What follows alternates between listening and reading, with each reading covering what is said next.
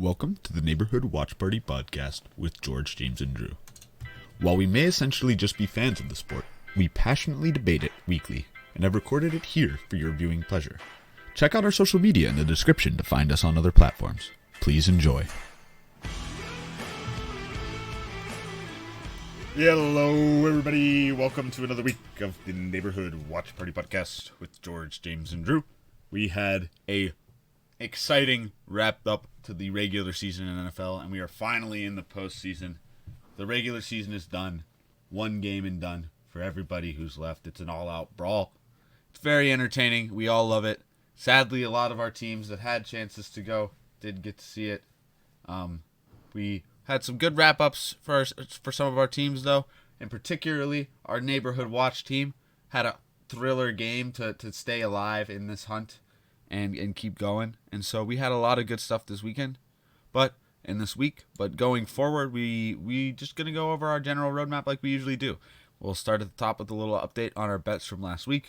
We'll go over the week's previous games, and we'll go over a little bit of breaking news. We've got some updates on injuries, player statuses, and as well as coach statuses. A lot of staff changes going on. A lot of names that I don't know exactly where they are, so our sports guys will actually probably be able to help us out a little more here.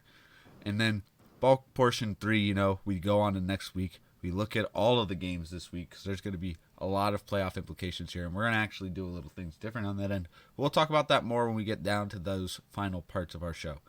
But getting into things now, we can get to that stop of the line betting scoreboard update, and it was not a good week for us all around. George had the most picks correct with 2 picks, but he didn't even have the most points. I got 1 pick correct. It was my money lock, and James only gets 1 of his normal picks right, so it was a pretty rough week for us. James picks the Texans. Oh, those are already updated. But James picks the Texans plus 2.5, and he gets them because they get that easy win over the Colts, eking it out. But everything else falls through. Dallas -7, Jets -1, Jacksonville -6, and Seattle -6. Not the prettiest week. Not pretty for me either, though. I missed all of my regular bets. My New Orleans trap game was not as confident as I thought it was. Green Bay, I honestly thought had a chance to win this one. And Baltimore, I thought was going to be a little more close than this. And Arizona, with the 15-point spread, they really came short. But my boys, that is impressive. That's an impressive loss. But my boys, we lock it up against the conference, the division rivals, and I get that lock of the week with a -2.5. George, Dallas -7, Jacksonville -6 also doesn't get those lining up with James, but his Panthers and Lions picks go through, giving him another 2 points.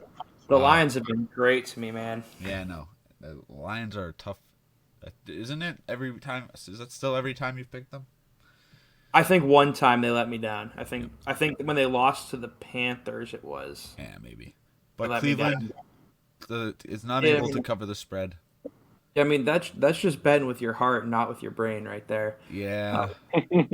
Out of playoff contention, Jadeveon Clowney causing all kinds of trouble during the week, leading up to it, and ending up literally being told, "Don't even get on the team bus."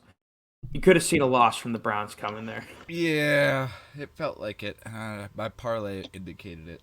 I almost won it. The Jets game really fell through. But we'll talk more about those previous games later.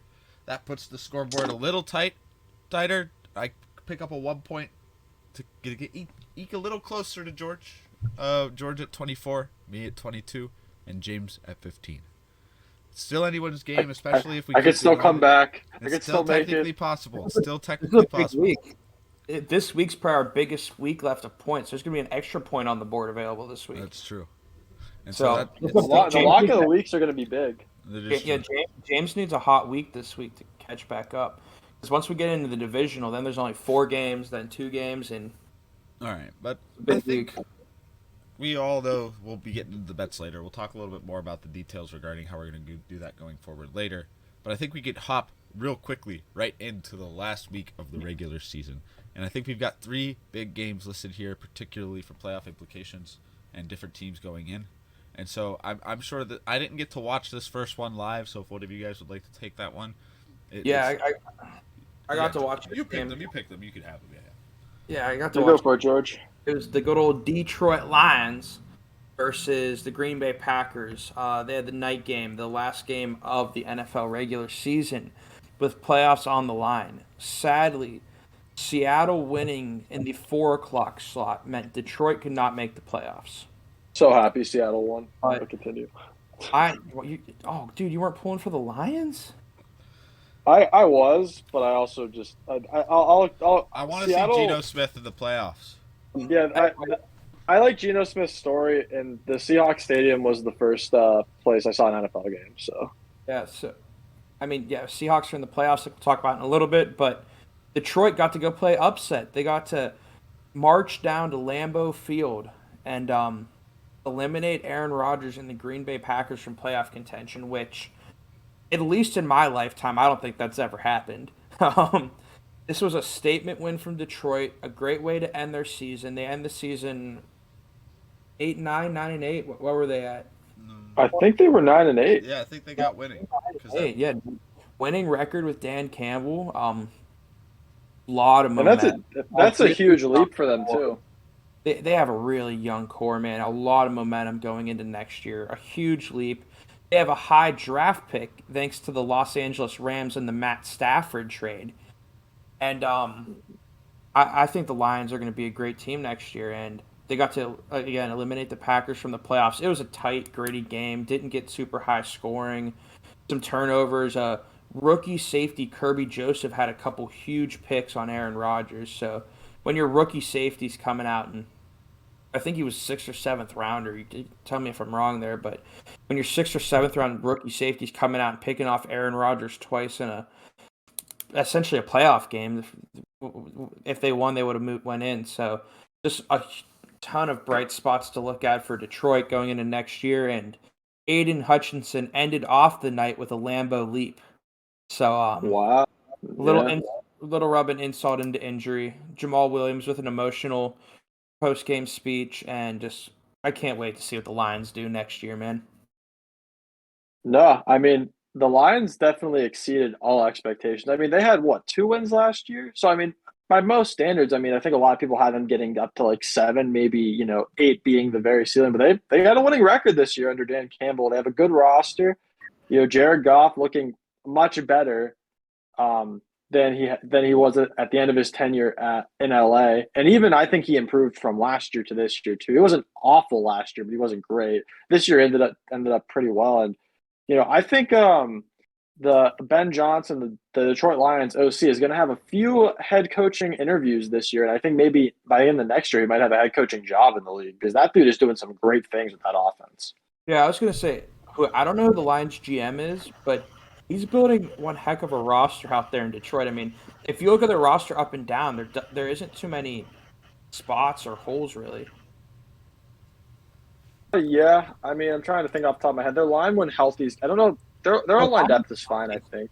Top of the league. The line healthy is really good. Young secondary that's going to keep getting better. They got Anzalone and Rodrigo in the linebacking core, Hutchinson on the line, and they actually had another rookie. The Lions had the 2 rookie leading sack leaders in Hutchinson and their other rookie edge rusher.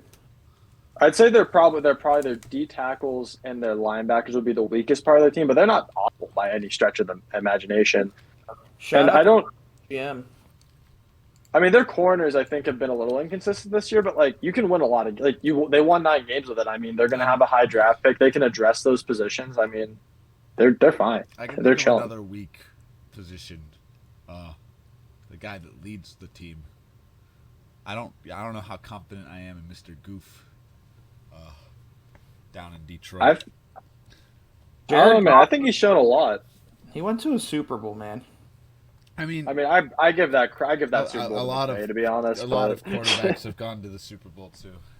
That aren't. I don't know if I'd consider that great.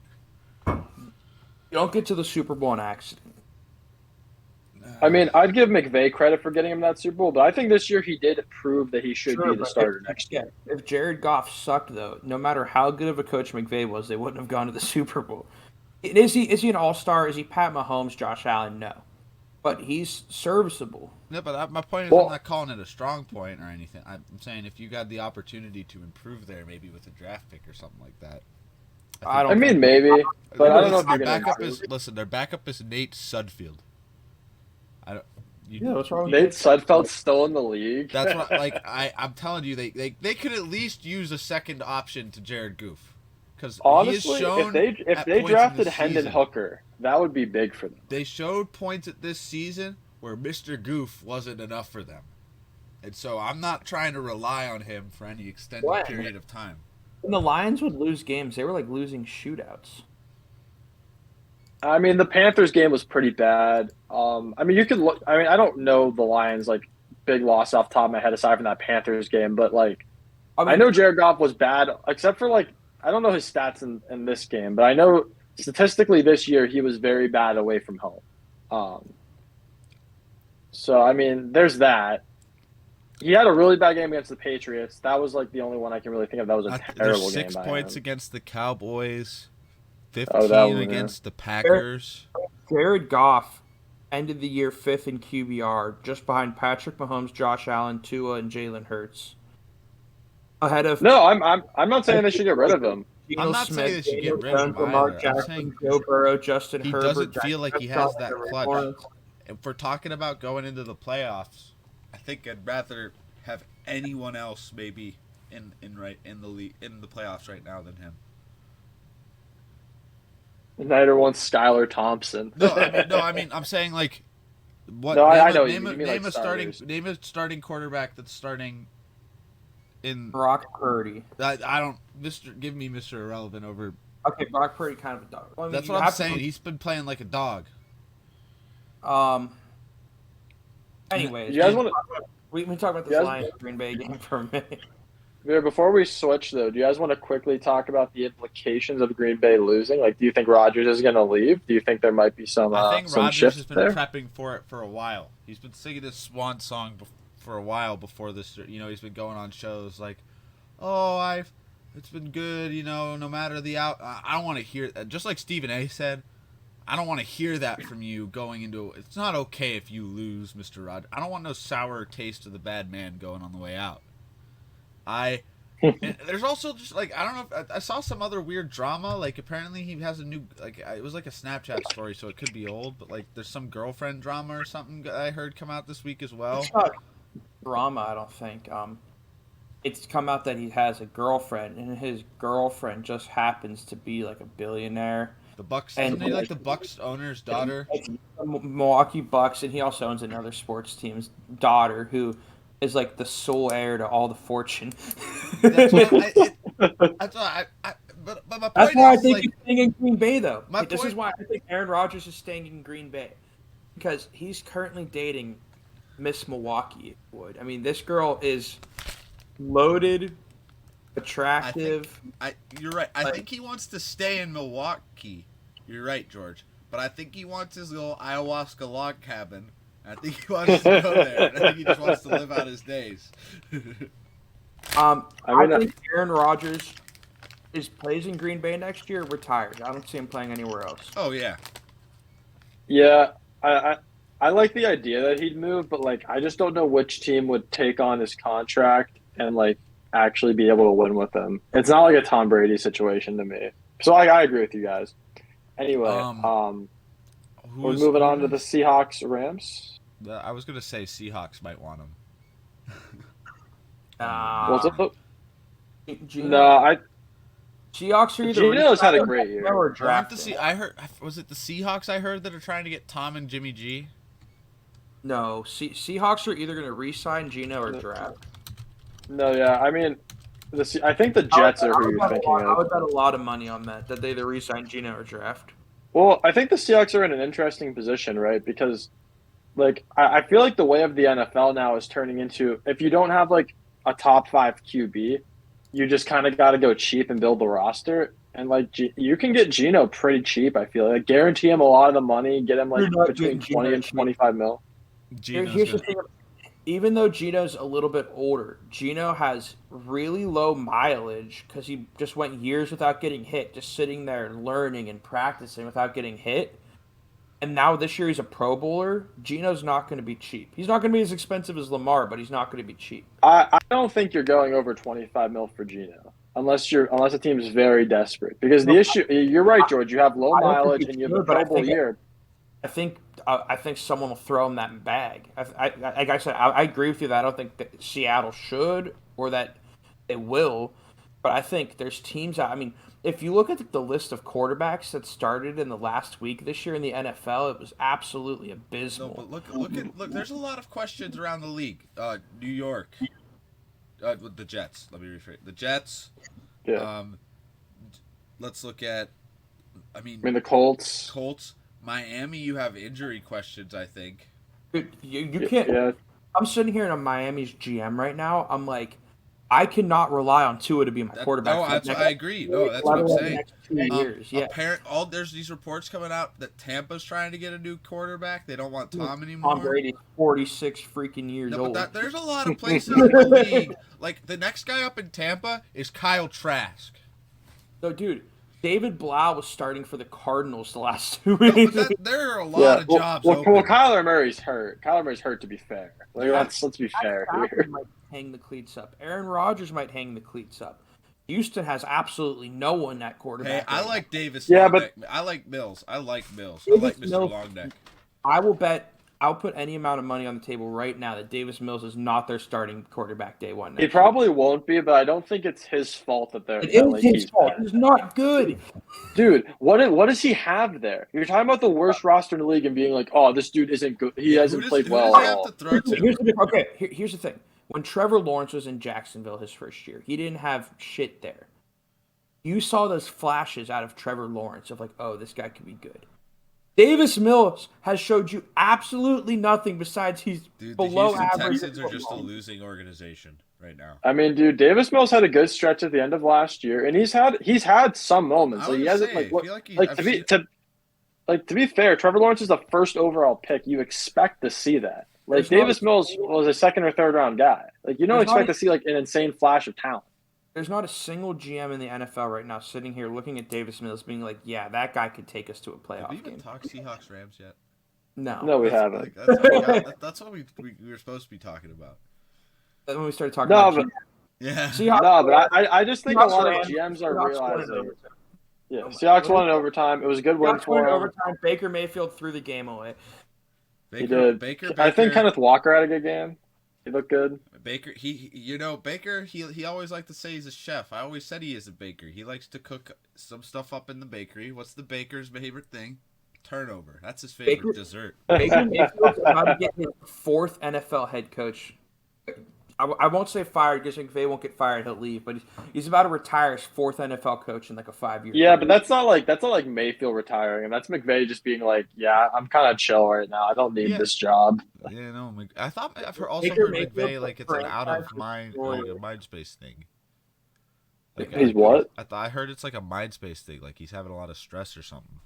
Yeah, no, it's he has a lot of stuff going on in his Signing life. up Like, I think signing up to be What? the president of the United States and saying you're stressed, like no shit. yeah, but I think like he's had a lot of internal family stuff happen. Like, I think he's lost like 2 family members this year or Yeah, something. there's some And he's stuff like got happening, married. Yeah. Like he's had like a lot of stuff going on. Yeah, but I mean, overall, this is another good game. It's not necessarily that big for the Rams. You know, there's a lot of question marks for them right now. I mean, If you I will give the Rams credit. They played hard to try and spoil Seattle's dreams. They tried really hard, but you know, Seattle won in the end. Yeah, but my thing is if you want to talk about a bad football game, Oh we gotta talk God, about dude. this next one. 'Cause The Miami Jets game was one of the worst games I've ever seen. I It kept was so flipping bad. back to it during the Steelers game because I was, like I gotta watch that, and it was aggravating. It was the worst thing ever. I mean, you had 2 third-string QBs playing for both sides, and it just looked like it. Yeah, Like they but Joe could both Flacco do shouldn't be absolutely playing that nothing. bad. He shouldn't be playing. No, that that's the thing bad. is like, Joe Flacco was winning Super Bowls in like 2011, and he Yeah, was a like- veteran at that point. No, but No, he should get a touchdown. Joe Flacco is not the same level of third string. At least he shouldn't be the same level of third string backup as like Skylar Thompson, who's like a 7th round rookie. Like there is no Skylar reason that he should Thompson be playing the shouldn't be same out way. throwing Joe Flacco. He should. No, he shouldn't. Joe Flacco played college football or was drafted in 2008. Yeah, and we put Ben out there with the robot arm. You're still able to sling it 5 yards, like. Dude, how old is Joe Flacco? I would rather have Skylar Thompson than Joe Flacco. I don't know about that. That's a bold. He's ancient.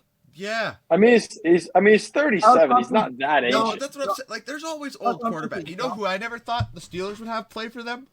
Michael Vick. Just pull it up out of nowhere like he's I'm the backup now. I'm starting QB. All things, I can't believe you guys are sitting here like I can't believe Joe Flacco didn't throw a touchdown.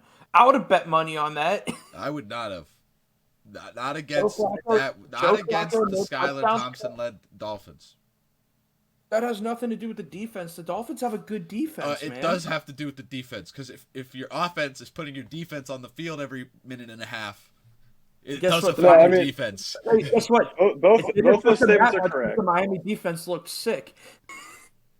No, I mean, again, Raekwon like George. McMillan, Christian Wilkins, Xavier Howard. That defense. No, is I think the Dolphins' defense is very underrated. But like the issue is that like from the perspective of like a Jets fan, right? Like I'm not a Jets fan, but just like looking at this game, it's like I should expect a veteran QB who should have been my second stringer, but is now my third stringer. I should expect him to at least be able to run the offense, and he did not look like he could do that either, which is terrible. Like it's awful. Joe Flacco's not going to be on an NFL roster. No, next but year. that's my point. I'm If only Joe waffle. Flacco can't do that, he shouldn't be on the roster to begin with.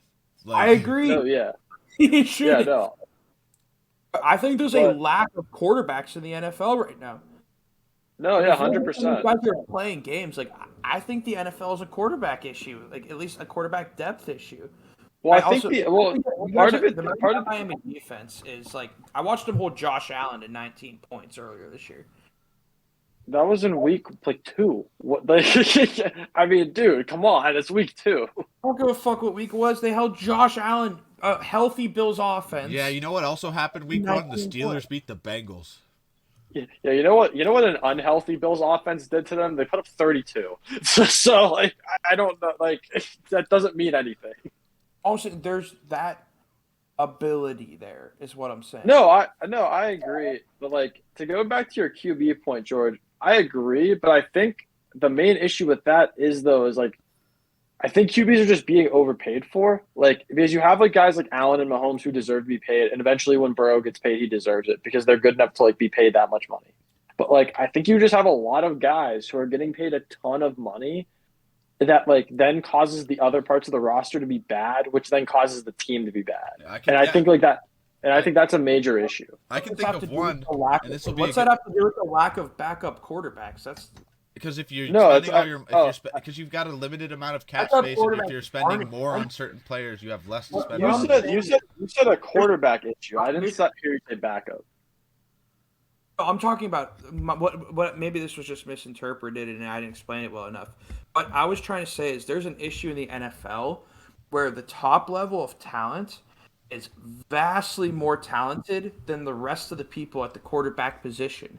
So outside of your top 15, 20 guys, the drop off is huge. So you watch these backup quarterbacks come in and make these teams look absolutely abysmal. And you have people like Joe Flacco who are 37 still sitting on rosters because the top tier quarterbacks are just playing so much better than every other quarterback in the world right now. So like you have dudes coming in when people get injured. You have David Blau coming in for Kyler Murray when he gets injured and looking absolutely horrendous because lack of quarterback talent.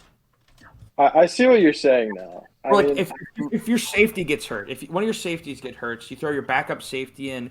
Yes, it affects the game a little bit. Maybe you give up your deep play here or there, but like team doesn't change that No, drastically. but I do agree with James though. I think this trend of paying quarterbacks more definitely has it. And don't get me wrong, go get your bag, get as much money as you can. What does that have to do with the talent? Because your roster, right? You have a limited amount of cap space, right? so like let's say, No, backup let's- quarterbacks don't cost money. but my point is, I mean, dude, there's but like Either backup quarterbacks. no, but are my either point is, very minimum or backup rookie quarterbacks contract. don't cost money now because they suck, like you say. If you want to have good backups, like you're saying, you want to improve the quality of those people. You don't want to drop off. You're I'm gonna saying have a to good actually backup get people doesn't that are worth a little more. I'm saying a good backup doesn't exist. I don't care how much money you have. If you have all the money, no, in the they world, exist. They They're very exist. rare. They exist. I I can think think if you of took, some. I I can think if you think of took some. the 32 best quarterbacks in the league, and you started them on 32 teams. Now that's probably that's not No, necessarily but how. I think the Steelers are an example. Mitch isn't the best in the league. Mitch but, sucks. But Mitch is absolutely terrible at football. Mitch ran No, our offense. George, He ran our that is offense. not- though. Sucks. Would you rather have Mitch Mitch? Trubisky is the definition of a good backup. Yeah, like that's when he needs to Exactly. come. Good backup quarterbacks suck. That's my whole point. But like, okay, but he can win you a game. Like He's like that. Barely. but that David Blau isn't. I might rather have David Blau than Mitch Trubisky. Whoa. Like Taylor Heineke has a winning record in the Yeah, NFL, Heineke. but he's Taylor not Heineke, good. Here's your exception.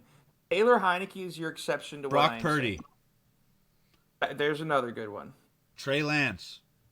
Chad He's a Henne. third overall pick in the draft. That's a backup. The Trey, He's no, not. Trey Lance was supposed to start, but Chad Henne's another one. I thought Like, Jimmy G the started. dude. Brad Eddie No. hasn't seen the field in 14 decades. I mean, You know, he beat the Browns in a playoff game. Jacoby Brissett. Now, here's Jacoby Brissett's one of the 32 best quarterbacks in the league. And the reason he came to us as a starter, and we paid him like a starter.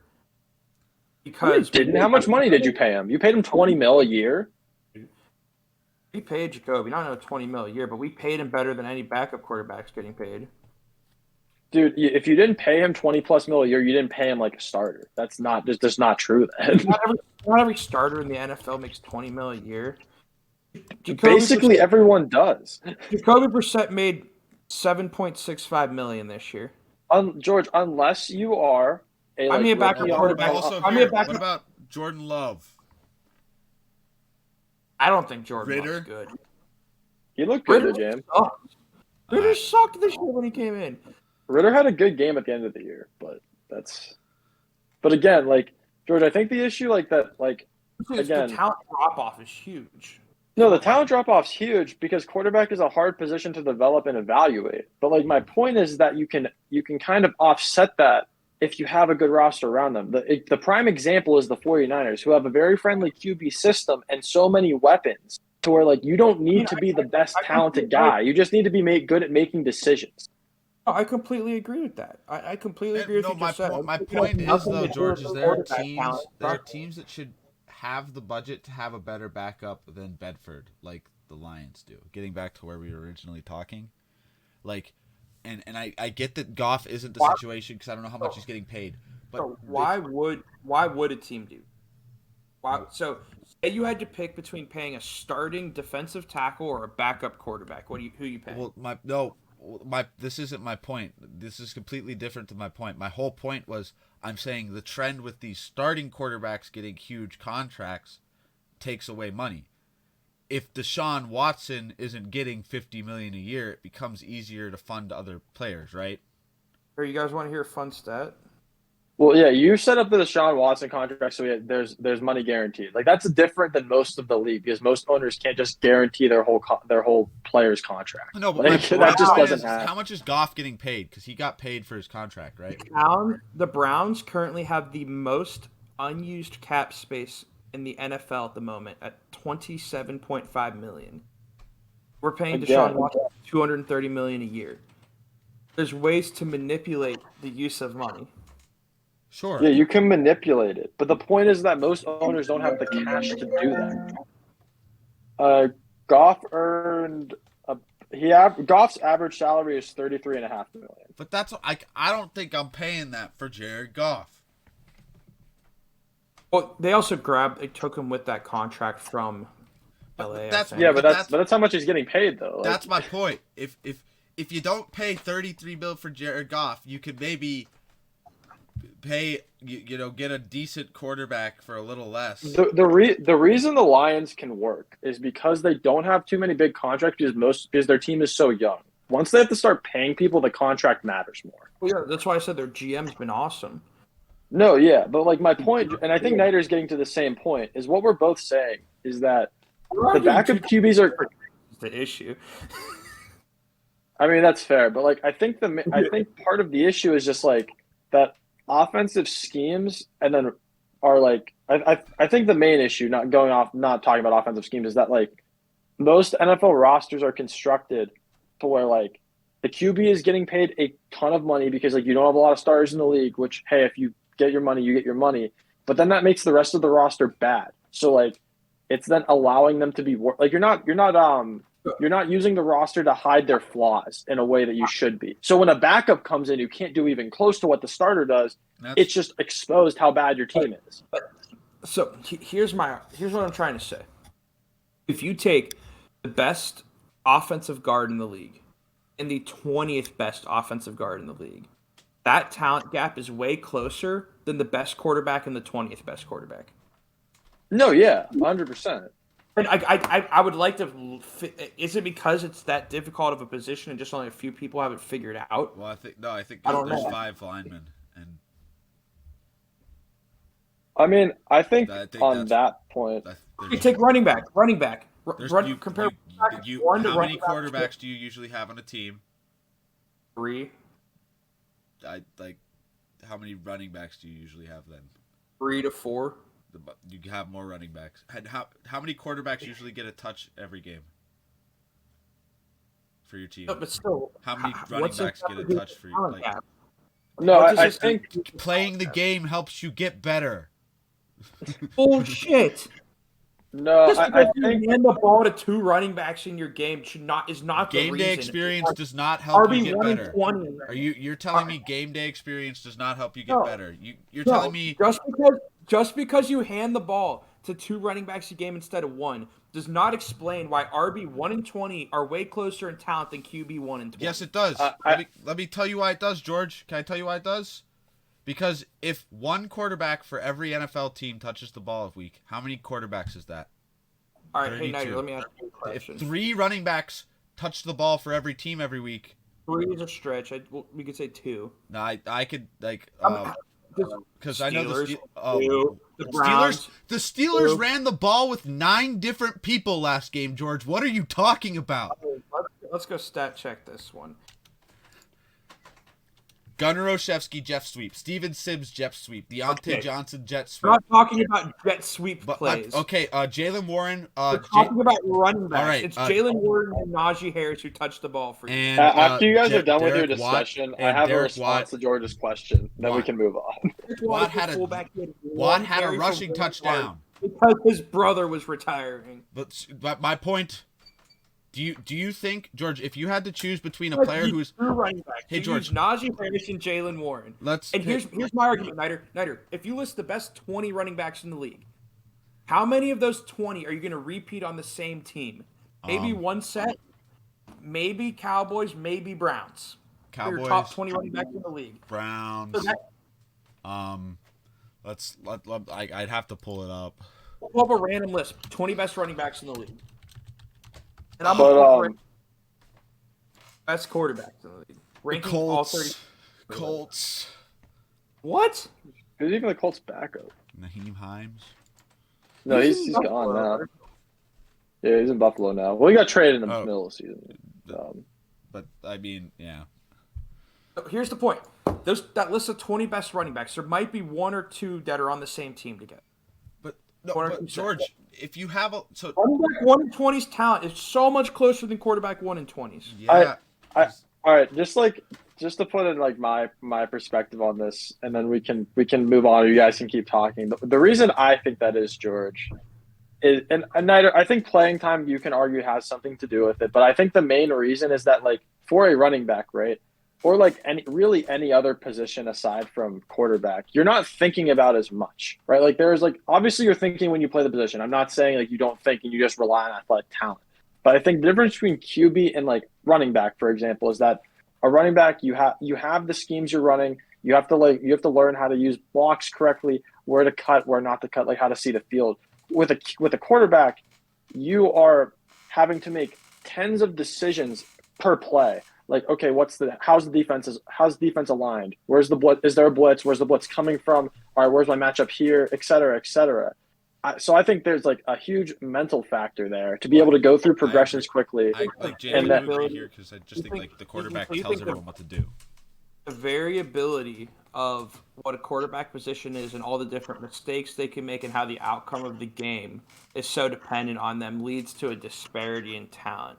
I would say that. Which I don't think the scheme matters too. I think the offensive scheme matters a lot. I can get behind that because it's just, I guess you could say, more ways you could fuck up. Well, that's the thing. Yeah. If you have an incompetent quarterback, you lose the game. But if you have an incompetent running back, you could sit him and usually play your second. No, and part of it too is scheme. Your argument, I think game time is not really important. So George, if you have to pick unless you're a quarterback, I think it's almost quarterback is probably the number one position where when you draft a guy, you don't think about play. If you draft a guy in the first round, you don't think about playing him immediately. If you draft an edge rusher, if you draft a tackle, if you draft a running back early in the draft, you're like, yes, they're playing day one. Why? Quarterback, like Trey Lance was drafted 3rd overall and didn't sniff the field his whole first year. Correct. So I think game time and playing in it for a quarterback is more impactful for any other position, and maybe that could lead. Why is it then that the quarterbacks are the ones who don't need the game time?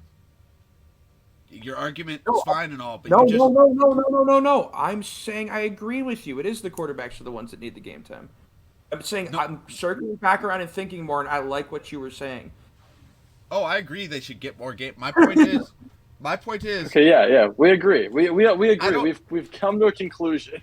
But again, my point is, if you have a guy who's only seen practice squad snaps, and you have a guy who's like Jaylen Warren, gets a bunch of NFL snaps a week, you're gonna pick him every week.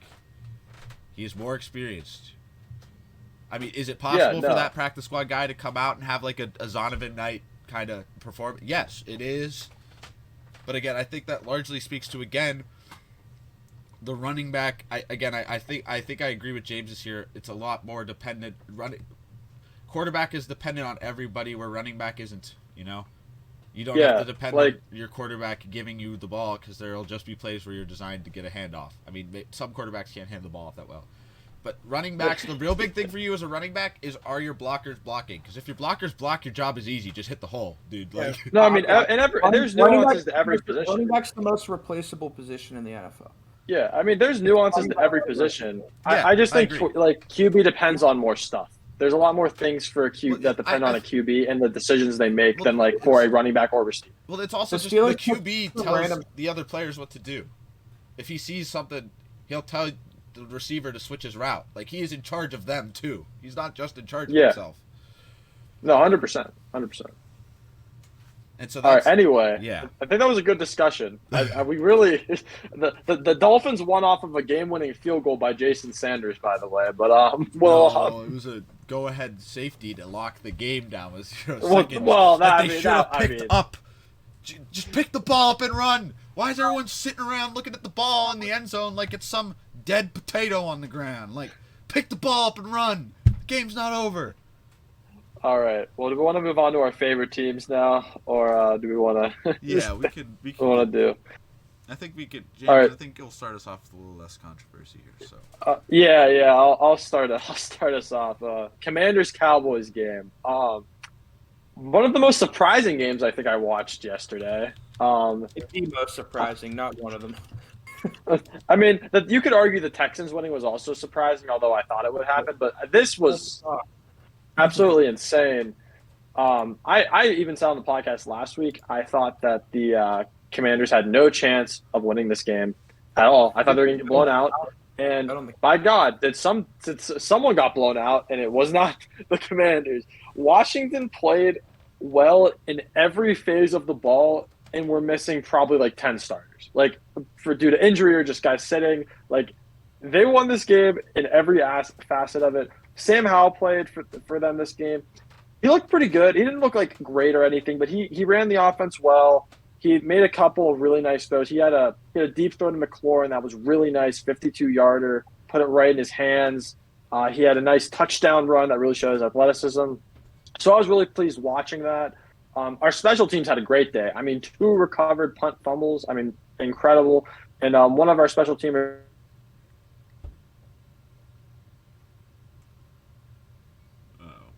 Sorry if you heard that timer going off. No, you just cut it. But, I think it cut it out, but we lost you for a little bit.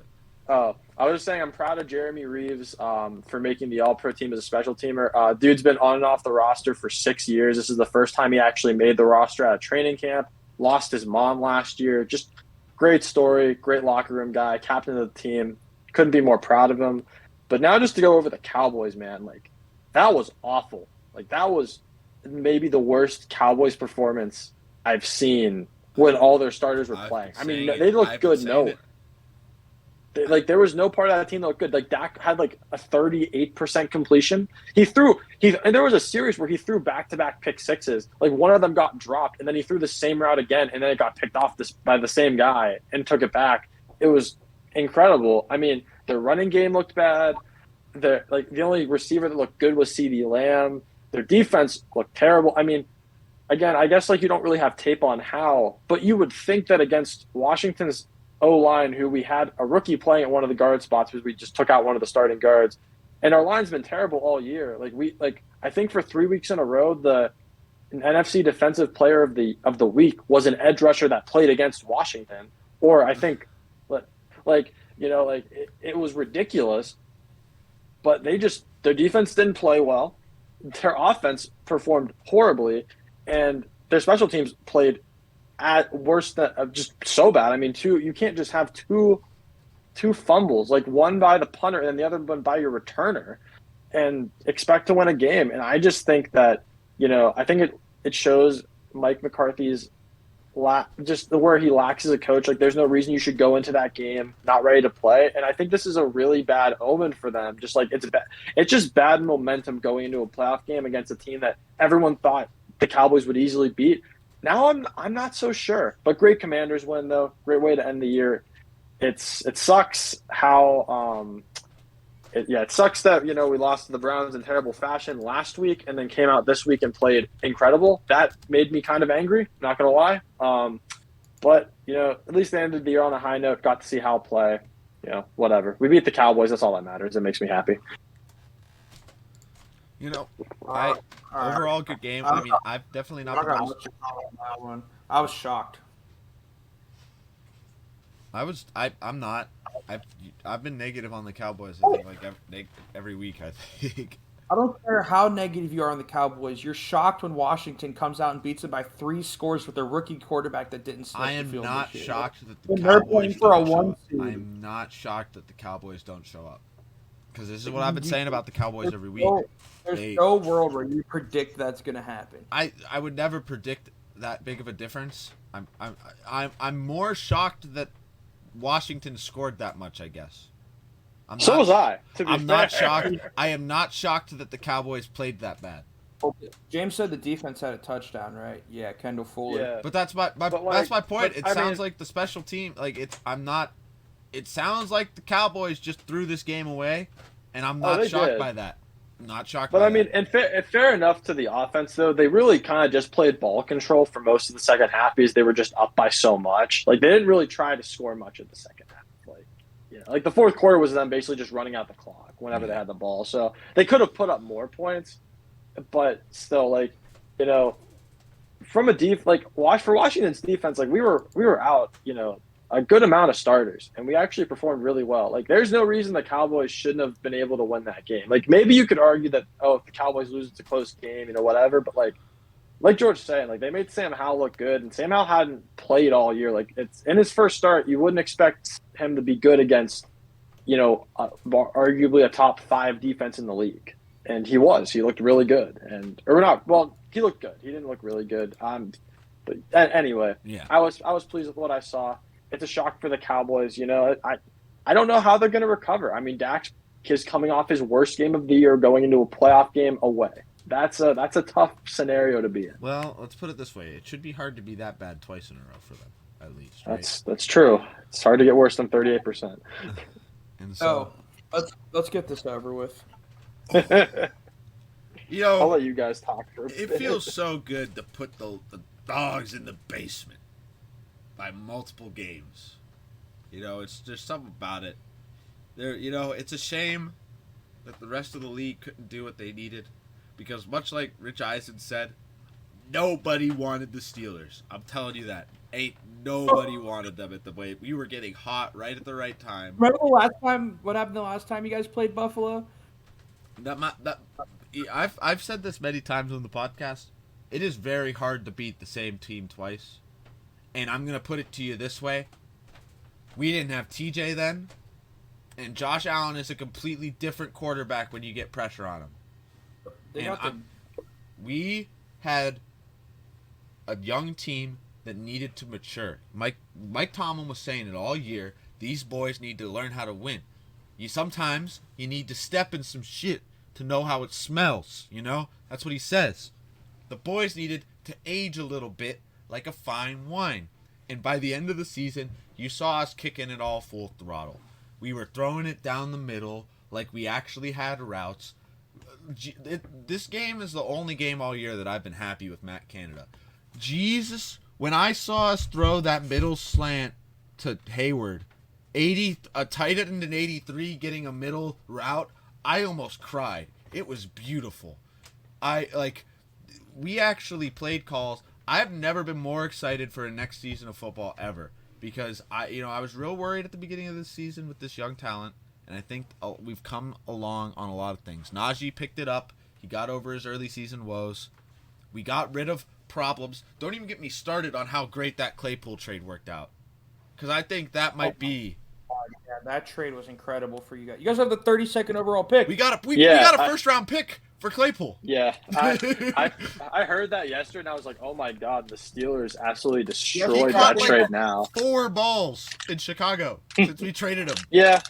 You guys are drafting at 17. You guys are drafting at 17, we have and it's technically 33, but it's actually 32 because the Dolphins lost their first round pick. Yeah, no, we have 17, 32, and 49. We have 3 top 50 draft picks. I'm telling you, this is a big season for, if not this one, next year. We're loading up. I want to give a little analysis on this game. Browns, in the first half, I was really happy with what I saw, right? We strike first in the second quarter, scoreless first quarter. We strike first in the second quarter with 6 minutes left. We're up 7-0. The Steelers don't get their first touchdown until after the 2-minute warning, about to go into halftime. You're like, you know what? They finally got one. It was a good pass from Pickett to Pickens. I think it was on like a 3rd down, 31-yard touchdown. Good pass. I wish we would have defended it, but, it is what it is. We're like, all right, we have the ball left with 1:47 and 2 timeouts. Let's go get some points before half. Deshaun Watson pick. Steelers get a field goal out of it. They're up 10-7 at half, but it really felt like the Browns had most of the momentum in the first half. We come out in the second half, and Steelers go down, get a field goal on their first possession. Our offense comes out, and this is when the Steelers just opened it up on us. And Deshaun Watson was sacked 7 times, and it probably should have been a couple more. And that is beyond concerning to me. And not to blame it on injuries, because I don't ever blame anything as an injury. I don't like blaming things on injuries. And I'm high on our backup, James Hudson, who had to play right tackle because Conklin was out. But the same thing happened last year when James Hudson had to play against TJ Watt. TJ just has an absolute field day on him. And Alex Smith has a field day when TJ has a field day, because everyone's just running away from TJ and they run into Alex Highsmith. Anyways, we go and get another touchdown. We bring it within 6 points with 10 minutes left in the game. And you're like, all right, the defense has been playing really well all day, really. And I was impressed with our rush defense. With backup backers and the worst interior defensive line in the league, the Steelers averaged less than 4 yards a carry. That's good in the NFL. But the Steelers just went on this freaking 12-minute drive, it felt like. I think it was, if you're looking, it was about a 7-minute drive. And punched another one in, and that was game over. All the momentum was gone. The offense was probably frozen on the sideline after that long drive. And those are the drives where you need to stop in a punt there, and then you're down by 6 with the ball. But I'm gonna be honest though. There were a lot of both teams. There was a lot of questionable reffing going on. That was a very What calls you thinking of? the the two missed face masks. yeah those the, ones. the Ogunjobi like skull crusher like takedown like. I saw on Twitter. I think that was a call. Ogunjobi like put his hand in his face mask and then rotated the Sean's helmet so that the face mask was away from the closest ref. Like he did it in the most dirty fashion possible. I saw a funny one on Twitter. They said Deshaun was getting that call before 26 cases. Damn. No, but the big thing for you, I'd like to say too, is I like to say the Steelers' pass rush is one of, if not the most dangerous pass rushes in the league. And when you have a backup tackle in. No, and that's the point. We've got TJ, we've got Highsmith on the edges, and our interior is Ogunjobi and Cam Hayward, which it's the best D line in the league. it is a scary D line. But I have a complaint real quick. Nick Chubb only had 12 carries. 6.4 yards a fucking carry. Give him the ball. So, I think Jordan. I think the issue with that is like I do feel like the Browns are kind of just trying to get the rust off Deshaun, so they're trying to make him throw more than they are running it. Like logically, they should just run it, but they don't have anything to play for, so it's like, all right, let's just have Watson like throw a lot. Chubb was averaging 6.4 yards a carry. Yeah, but that's not what I'm saying. The rushing title. Give him the freaking ball. Yeah, but Nick Chubb ended up third in rushing in the league behind, like 13 yards behind Derrick Henry and 100 or so behind Josh Jacobs.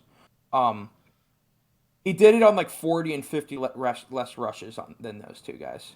Like no, Nick Chubb's legit. He's the second best running back in the league. Who do you think's the best? Antonio Gibson?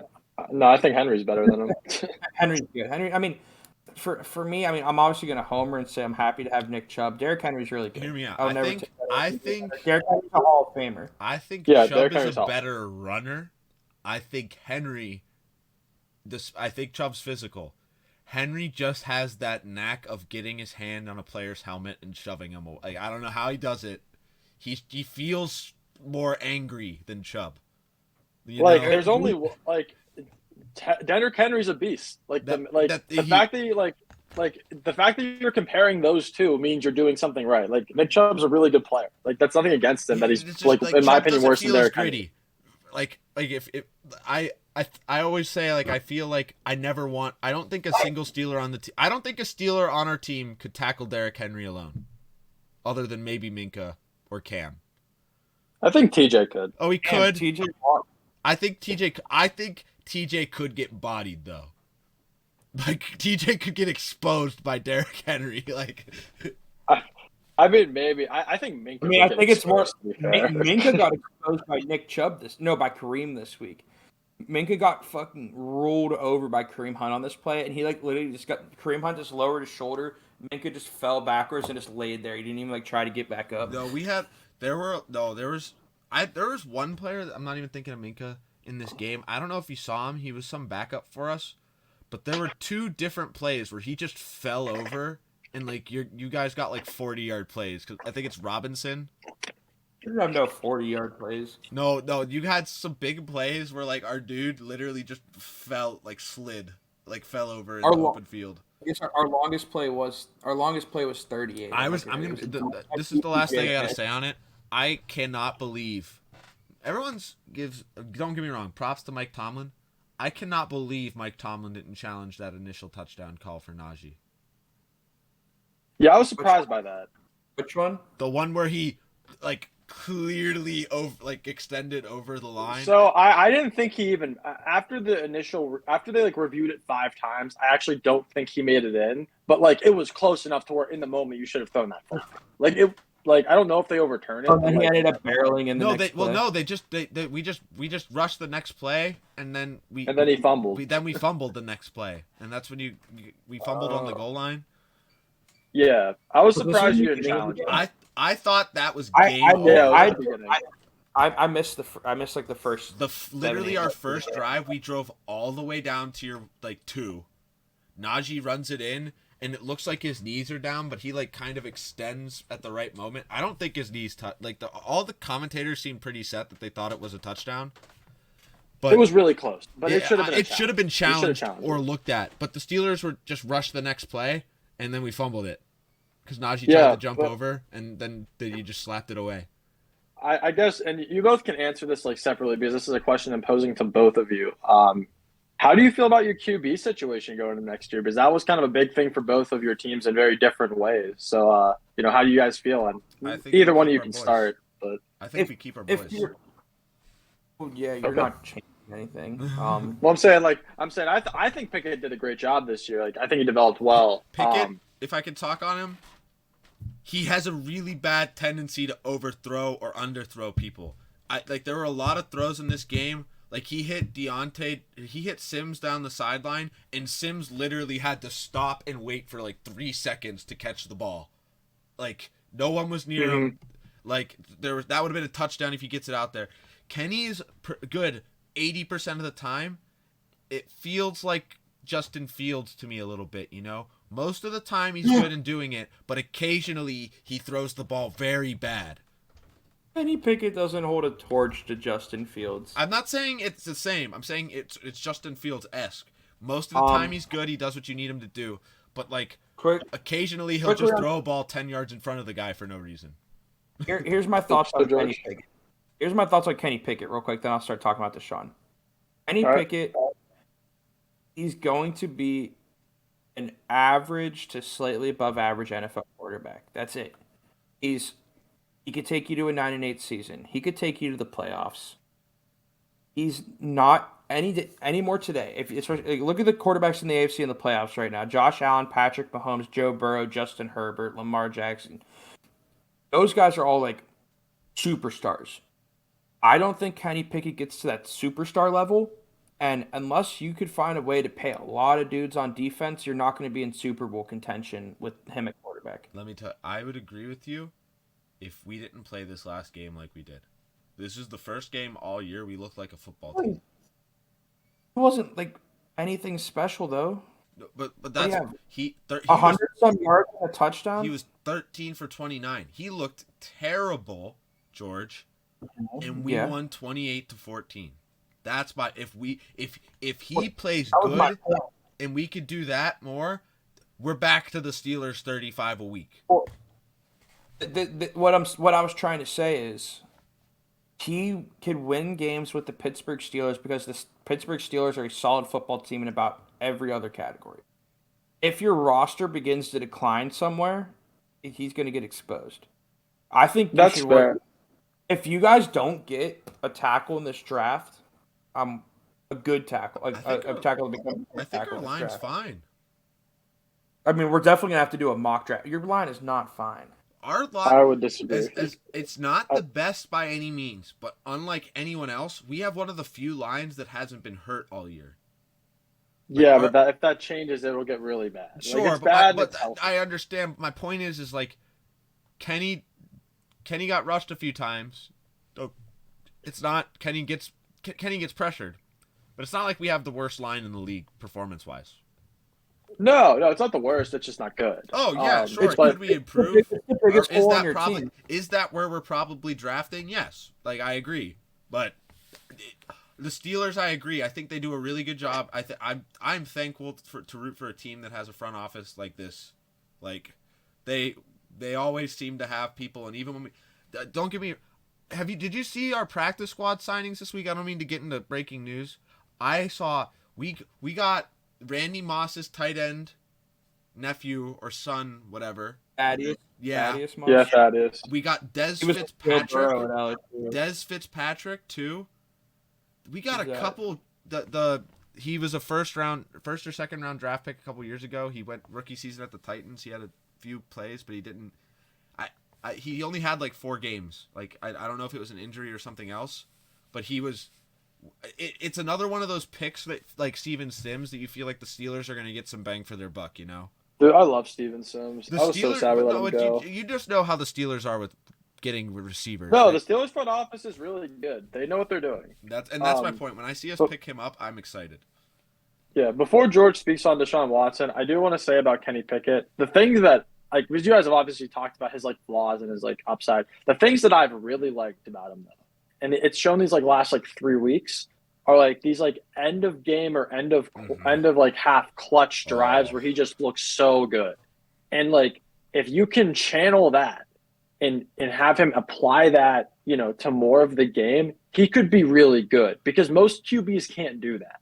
And he showed he could do it multiple times, no, no, which I thought was a good sign from him. no, and James. That's why I'm saying this. Like, if you look at this game, we put up 28 points, and we had 2 drives where we got down to the red zone and didn't score.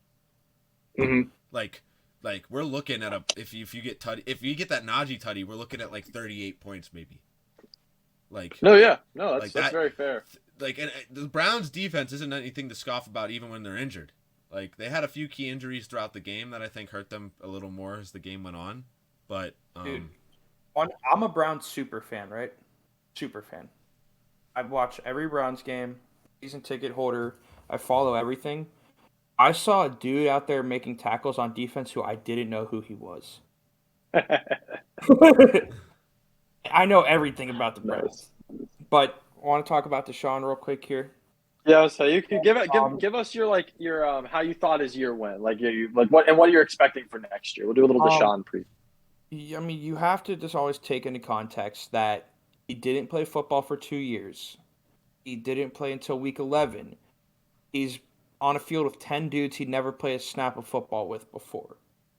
But nonetheless, after watching him for the last 6 games of the year, you're going to sit here this whole offseason as a Browns fan, and you're going to be worried.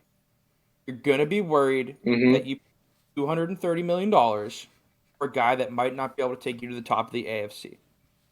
And there's might not be no able to way get you around out that. of the bottom of the AFC. We went 7-10. We went 7-10, and we played a backup quarterback.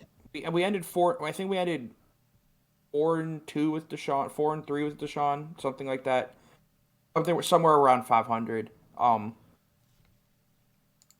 But like I said, there's no way around it. I'm not going to sit here and say, oh, there's this one play where he escaped really well, and completed that one pass to Amari. No, you expect him to do that on every drive. That's what he was doing in Houston.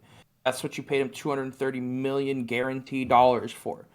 So I'm going to sit here in my chair until September next year and wonder if we have our guy at quarterback. And know that if we don't have our guy at quarterback and we don't start competing for a title next year, we just wasted Myles Garrett and Nick Chubb's primes. That is a tough one. Yeah. It's beautiful. It's so beautiful to just see, like, just when you think the Browns are doing everything right, to just and don't get me wrong, I always joke that the Steelers know how to handle a quarterback with settlements. Don't get me wrong, but Deshaun, just like Kenny, so this is a critique of both. Deshaun had a big issue this game of just sort of staring down what receiver he was going to throw to the whole time. And Kenny has a big issue of, like, Kenny's is more he doesn't scan things and see, like he had Sims wide open for a touchdown down the field. Mm-hmm. But, like, Deshaun, I noticed, just, like, you can't play against guys like Minka, Cameron, Hayward, and TJ Watt. They will jump your line every time if you're just beaming a guy straight on. Like, Deshaun's better than that. It's a shame to see him play. Like, I figured he would be more of a threat, but also it's something about this rivalry that, like, it's the Browns always seem to find a way to give up the ball a few times at the quarterback position. I don't know if Baker left a few turnovers over in the fridge. Both picks were bad. Yeah, no, they were. Yeah, really they weren't bad. great. No, it's sort of the same thing I've been saying with Kenny. Kenny had a lot of really bad mistakes that game that could have been worse. Like, he overthrew a ball by 10 yards, and your dude just dropped the interception. Like, that maybe. Yeah, but the difference is, like, Kenny's a rookie playing his first year in the NFL, so you kind of expect it to happen. Deshaun Watson, I know, like, George gave all the context for it, but that's but, my like, point. you still don't expect it to happen. I think this is. He could been playing a lot worse, and I am not looking forward to next year. Like, as a Steelers fan, I am not worried about Deshaun Watson. still. I'm not confident enough that he's going to be bad. I'm very worried that we still have the worst quarterback in our division. But I think this sort of speaks to a large point. I still argue well, you might there's not a have the couple worst divisions that QB could for be. long, Snyder. You might not have him for long because Lamar might be gone. Dude, So no, I would like to make it clear. I would still rather have Deshaun Watson than Kenny Pickett. I would like to make it clear. I prefer the Ravens with a backup over the Ravens with Lamar. I've made that clear. fair enough. All right, you Um, guys ready to move on to something we can all enjoy? Oh, The yeah, neighborhood 'cause this watch is awesome. team. Because we got a little Duval action for the boys because they absolutely clutched it out. You know, I was a little worried watching this game. I don't know if you guys are on TikTok sports trading card stuff, but the biggest TikToker in the field was dressed up as Trevor Lawrence in the front field. And I don't know if you saw the meme clips of like the guy dressed as Trevor Lawrence crying, but that guy's actually like a famous TikToker. And I saw him, I knew it. When I saw him there, I knew we weren't losing, and the boys brought it back. That was a real fun game to watch at the end. You know, I was happy that it was actually on, and I was able to get it. And, you know, I didn't think the Titans would be able to fight like that. I'm going to be honest. Especially with how negative George is on the podcast about them. They showed up. Derrick Henry is No, the Titans played a tough game. But, I mean, overall, I think it sets a good tone for the Jaguars going into the postseason, because this is your scare. This is your wake-up call. You know, you won the game, you still won the game, but you can't play like this again next week. And yeah, no, I mean the best part of the Jaguars team is their offense. Like their offense being dynamic and high scoring is what makes their team good, and they did not do that. Trevor Lawrence was very average. He wasn't terrible, but he was okay. Didn't do anything great. But their defense showed up, and their defense put up the points they needed to point up. They were clutch, you know. And who knows? Maybe Trevor Lawrence gets the ball back and takes him down the field to score to win the game instead of that defensive touchdown. But like you said, Nider, I think you're very spot on. They proved they could win a game with Trevor Lawrence not playing great because he didn't, and they won. So, which is a huge stepping stone for them. It really gives them a lot of good momentum. The only issue I say there is beating the Titans when your quarterback isn't playing great is a lot easier than beating maybe the Chiefs when your quarterback isn't playing great. Or, no, I totally agree. Who do they play? But they play the Chargers. Yeah. This is a really good. I don't want to get too far ahead, but like I think they got a really good position by the end of their seeding to go far in this playoff. Because looking at their matchups, I think, especially just, again, with the way they've been playing towards the end of this season, they've really been coming together. I think as long as you're not having that bad of a game, we should be expecting a decent Jaguars playoff performance. No, I mean, the Chargers are a very hot and cold team. They can either be great or they can be bad. You know, and part of that's due to injury, part of that's due to coaching. So, yeah, I mean, if Jacksonville can just show up, they could win that game. Yeah. If they play like they did against the Titans, you know, and their offense is stagnant, you know, it's going to be tough for them to win because, I mean, I think Justin Herbert's a top 5 QB in the league, as I've said on this podcast before. And I think he's going to go out and play a really good game because it's his first time in the playoffs, and I think he has something to prove. So I think he's going to have a good game. So Trevor Lawrence is going to have to match it.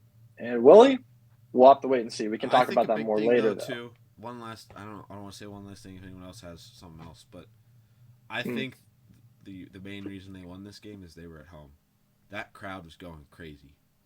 No, I will say Jaguars fans this year have been there. That's what I'm saying. They've been good this year.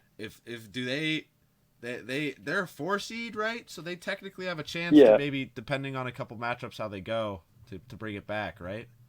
Home. Yeah, it's possible. It's probably unlikely, but it's possible. And so I think that's where you could see the Jaguars. If the Jaguars manage to get a home playoff game, that's where I think they get scary. But they've had some big wins on the road too, though. So they're a dangerous team. They're a dangerous team. You just don't know what you're going to get out of them. Yeah, but at the end of the day, that's the final week of the season. It set up a bunch of big things for the playoffs. Before we get into that next week of football, I think we have a bit of breaking news to get into this second bulk portion. Does anyone particularly want to get this first one with particular data? Because I know he's doing better, but Damar Hamlin, I believe, has been released from the hospital to continue his rehab back in Buffalo with the team. Yeah, well, he was officially released from Buffalo hospitals too, because I think they transferred him to a Buffalo hospital, and then they released him a few days ago. I believe is what happened. Within the past week, the last time we talked a week ago, he was in critical condition at UC Medical Center. So in this past week, he got out of critical condition, transferred to a hospital in Buffalo. In the hospital in Buffalo, they conducted a bunch of tests, trying to determine if there was something genetic that could have caused this heart issue, if there anything, trying to figure out what could have caused this heart issue besides for a collision. And so far, the preliminary results of the test show it was collision. It was football that caused this. And since then, he's been released from the hospital in Buffalo, and he's continuing rehabilitation with doctors and with Buffalo Bills training staff. So, great. I mean, the most incredible week, past 2 weeks for him, really. But I mean, this past week, I mean, literally a week ago, he was in critical condition at the UC Medical Center. Now he's at home with his family. No, yeah, incredible. So, We're happy. We're happy to hear that. We're happy to announce that. Yeah, it's happy to hear he's doing well. And do we have? I know they neurological functions all looking good, right? Like stuff like that. Yeah, they said his neurological functions are fine. They said I don't know if there was any respiratory damage. I don't think there was anything major there, which is really good as well. And have they made a statement about his cardiovascular health? Have they said anything about that or? Not that I'm aware of. But yeah, thoughts and prayers still with him. I mean, he's recovering. That's the important thing. But other than that, we have some other player news, particularly this next one up in the QB situation. We know Derek Carr got sat, but is this official? The goodbye? Yeah, I can take this. So Derek Carr, I believe it was yesterday, but it could have been the day before that. Released a statement saying, thanking the Raiders fans and organization for his time there. And other reports have also come out saying that Derek Carr is going to be seeking a trade and will be an active part of the process, partially because he has a no trade clause, but also because the team wants to do right by him and try and place him somewhere that he wants to be. Similar to what the Lions did with Matthew Stafford, sending him to the Rams. They're trying to put Carr they're trying to be good to Carr, who's been so great to their franchise for a while, and put him somewhere that he wants to be, where he can succeed. I feel for him. I remember Carr, I think last year or 2 years ago, actively stating he never wanted to leave the Raiders. He loved it there, loved the fans, but the Raiders didn't feel the same way, I guess. But I still think Derek Carr's a good QB. Hope he finds a good team to play on, and I hope he can have a few more good years before he retires. There are definitely teams that could use Derek Carr. I don't think we've seen the last of him, and I think Derek can transition a little better than maybe like a Goof or a Matthew Stafford. So it'll be interesting to see. I just hope he goes somewhere that has a few people for him to throw to, because I will say, has Carr ever really not had someone to throw to? I mean, this year is like the only real year he's had legitimate weapons. I mean, he had Amari Cooper for a stretch there, but then he was traded. Crabtree for a while, right? I mean, yeah, but that was like end of prime Crabtree. I mean, this year he had legitimate weapons, but his O-line was terrible, and I don't know what scheme Josh McDaniels was running, but Carr just did not seem to function well on it. Mr. 111. What was his? The guy, he's out of the league now for hitting that lady at your old boy. Yeah. Yeah. No, I mean Carr's had. I mean, an interesting stat about Carr's time with the Raiders. Before we can move on, and this isn't about their offense; it's about their defense. Is that the Raiders' defense during Carr's been there for 9 years. This would have been his 9th year. During his 9 years there, compared to every other team in the league, their defense would be ranked 32 across those 9 years. So, like, as a culmination of all defensive stats, they would be the worst of any team in the league. And in those 9 years, Derek Carr has only had a defense be in the top 20 once. Yeah. So, You know, It's hard to win. it's No. it's not exactly easy when your defense isn't playing well to win. Understandable. But other than Carr, it looks like we have a lot of coach firings as well. And, names I recognize, names I don't. So I'm sure George and James can offer us a little more insight into Sure, this. George, you want to go through the head coaches or you want to go through the OCs? What do you want to do? I'll start at the top and maybe you could pick up here. Sure. The two big ones. Lovie Smith and Cliff Kingsbury, the head coach of the Texans and the head coach of the Cardinals, are officially out. Outside of those two head coach openings right now, Frank Reich, it was obviously fired during the season, and they brought Jeff Saturday in. No word on what's going on with Saturday yet. Nathaniel Hackett of Denver was fired in the middle of the season, so they're in an ongoing coach search. And then, James, I'm missing one. Who am I missing? You're missing Matt Rule from the Panthers. Matt Rule was fired a long time ago. Looks like Wilkes is high in the running for that position too. He was the one who took over as head coach when Matt Rule got fired, and he did a pretty good job with him. So, but now it looks like we're gonna have 5 head coach openings. Teams could still fire their head coach. My prediction is they haven't yet. What are you waiting on? Unless we have some playoff teams firing coaches. But at the moment, it looks like there's gonna be at least 5 head coach openings. Yeah. And then go ahead, James, if you want to get into our coordinators here. Yeah, sure. So we also had a few coordinator firings. Joe Woods from Georgia's Cleveland Browns defensive coordinator officially being fired. A lot of people have been calling for that all year. He had a good stretch there at the end, but I think everyone realized it was time for him to go. Then we have Todd Downing, the offensive coordinator of the Tennessee Titans. Did not really perform well this year. Really hot or cold. Had a lot of Titans fans up in arms about him. He was fired as well. And then from my Washington football team, Scott Turner was fired. I can't personally say he was the offensive coordinator there. I can't personally say that the entire offense was his fault. I think there was a lot of different factors, but you partially need a scapegoat if you're Ron Rivera, and I just don't think his play calling was particularly effective. Considering the personnel he had. And then we have Mike LaFleur, who was the offensive coordinator of the Jets, fired this week. Interestingly, though, I thought he was just fired for like a poor job performance this year, which that partially might have been it. But there were also reports that came out yesterday saying that there were multiple teams asking the Jets to potentially hire Mike LaFleur as their OC, seeing if they could hire him away. And Mike LaFleur, I guess, asked to be fired to pursue those opportunities, or so I hear. That could just be completely false. He's chasing that bag. But that's a more interesting one. But before we move on to the playoffs, going back to Nathaniel Hackett really quickly, I just want to point out that Denver is really going – Denver's head coaching search this year is extensive. They are looking at almost every head coaching candidate possible. I know they've interviewed their own defensive coordinator, Evero.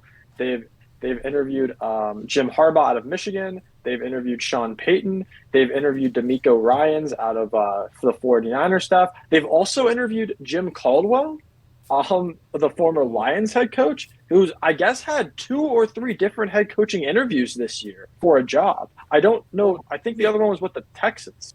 Wow. He's had 2 interviews this year. That could be a dumpster fire. Jimmy Caldwell and down in Houston. Oh, God. Yeah, so Houston needs to go hire a coach. Houston needs to go find their Mike McDaniel. They need to go find a little nerd who's watching anime somewhere and can break down a 3-4 defense like no other human in the world. Speaking of, I can get into that, but I actually have some news on that as well. But before that, Denver also has just interviewed. I think it's David Shaw, the old Stanford head coach that retired. They're also interviewing him for the job. But speaking of that, George, the Texans point you brought up, I learned about this yesterday. They're interviewing, I believe his name is Todd Brown, who is the tight ends and receivers coach and assistant offensive coordinator to Sean McVay. The Texans interviewed him yesterday, and he's regarded around the league as being kind of like that offensive genius you were talking about. So the Texans might be doing just what you're suggesting. Yeah, Lovie Smith was I have no clue why they hired Lovie Smith. I'm gonna put that out there as quickly as I can. No, He that's had an interesting move. he had a losing record in the NFL. I mean, he's been to a Super Bowl. I mean, I don't know. Lovie Smith, I feel like, seems like a good dude. Seems like a good D coordinator. I don't know. I think it wasn't like a barely losing record. It's a losing record. yeah, I don't know. It was a weird hire at the time. I think it's still a weird one hiring now. or firing I haven't heard anything about that I'm real disappointed. Why Matt has Matt Canada? Canada not been fired yet? Why has there been nothing? I want to know who our offensive coordinator is next year already. It'd be Matt Canada. No. If it was that certain, why haven't they just said it already? Well, they might just not think they need to say anything. No. They probably feel no need to say it. No, they know the fan base. They know what the fan base is saying. They know they have a need to say it. I mean, yeah, I guess. But quickly before we move on to the playoffs, sorry, this is just another update that we didn't put in the notes. The Cardinals GM is also retiring because of health concerns. Steve Keim is retiring. So wish him well. Hopefully he recovers. I'm not sure exactly what health issues he had, but he's stepping away from the team because of health issues. So they're going to be looking for both head coach and GM. So it's going to be interesting to see what the Cardinals do this offseason. All right. But yeah. But are we finally about to get into the important part of this episode? We are, yeah, we are. All right, so let's get over the bets firsthand. This is where we're going to have to lock things now. We can look at these spreads here, and we're going to take a minute of Jeopardy time. You know, just some general stuff. Guys, give me 1 second. Yeah, no, I've got to get something up here too, a notepad, so. Apparently someone's at my door checking the ring. Hold on, I'm going to go grab this package because we've had a lot of rock. I'm going to set up the scoreboard for us while we wait. But the big thing here is we will be picking all of the games this week. So we will be everyone will be picking a winner in all of them. And picking the spread. Oh, yeah, the spread, not just a winner. Yeah, I mean, everyone knows by now, but you know. Yeah. We're going to go from top to bottom here. So we'll get rid of this so we know top to bottom. Because this is all 6 games, right? Yeah, that's all 6 games. All right, we'll go from top to bottom here. So pick them as you will. But we're basically just going to be looking at these different games here. We're going to be getting different things set up.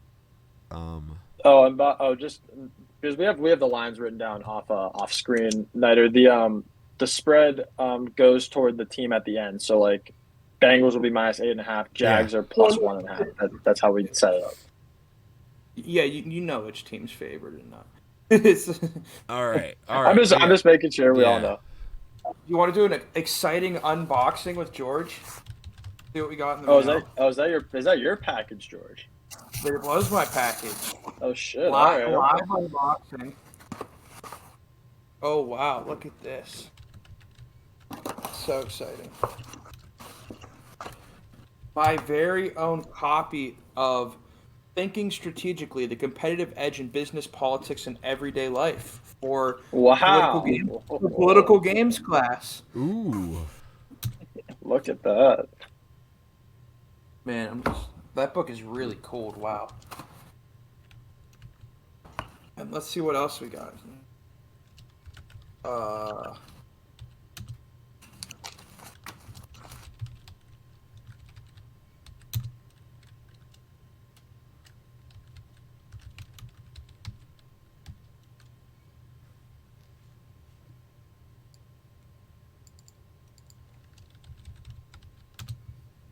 All right, I've got mine listed on the thing.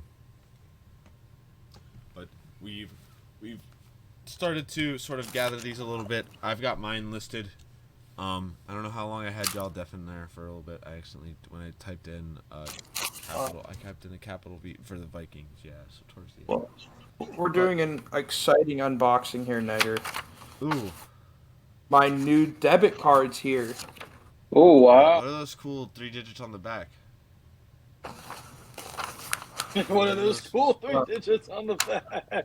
Don't you need the digits on the front? If you had $1 for the total amount of the digits on the back, how many dollars would you have?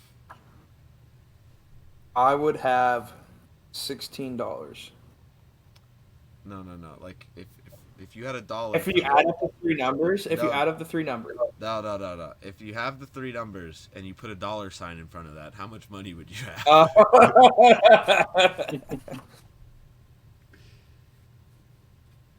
right. Well, I gotta put. If you got $1 for how big your full credit card number was with the 3 digits and date on the back, how much money would you have? All right. But I've got my games locked in. Lock your games in, George. Write these down. Come on. You got them down? Oh, what are we doing? We're writing our picks, George. You went and got the mail during our pick on writing session. Right on the sheet. James didn't write his pick. James probably has I was writing them on a. That's fine. He has them IRL. I trust him.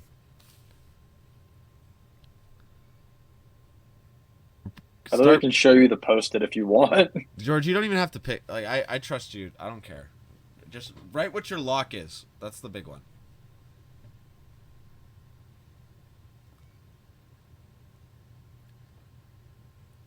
For y'all. Okay. Very slow typing. But as we get this go, I think I could start the discussion on this first game. It's a couple of teams I know a little bit about as they're in my division. George will be able to talk about them too. We've got a very interesting game this first week with Baltimore Bengals going, Bengals a little -8.5 spread. Bengals are favored here by a lot.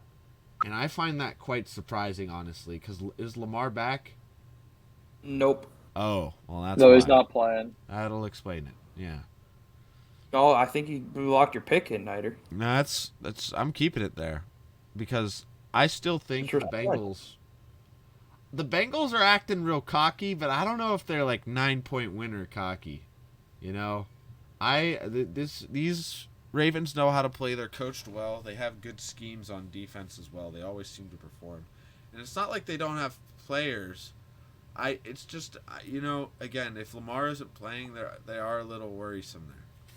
I just think it's the playoffs. I think this game will be a little closer than that. I don't know what y'all are feeling on this one, though. Yeah, I actually, I kind of agree with some of what you're saying, Nider. I do think I do think the Bengals win. I think they're going to win the game. I don't think they'll lose this, but the Ravens defense has been performing pretty well this year, and the Ravens usually play close games. It's a divisional game. Baltimore won earlier this year. I know they had Lamar for that game, but they won earlier this year. I just think this is a very weird game, but I think it's one that the Ravens will play close. I think they'll keep it a close game. The Ravens or the Bengals will probably win by 7, which is why I think they'll be 8.5. But yeah, I think Harbaugh's a good coach. I think they played last week. The Ravens and the Bengals played each other last week, and I think that the Ravens were a little embarrassed by that performance. I think they're going to play better. My big thing is we both obviously are picking Baltimore to cover the spread here, but maybe lose the game. I think we're both in that same view. Appears like George might have a little bit of a different opinion here, though. Oh, my lock. My lock is the Bengals -8.5. Lock it in. Joe Burrow. And boys. If we were just picking wins, the Bengals would be my line. Yeah, no, got the Bengals winning big.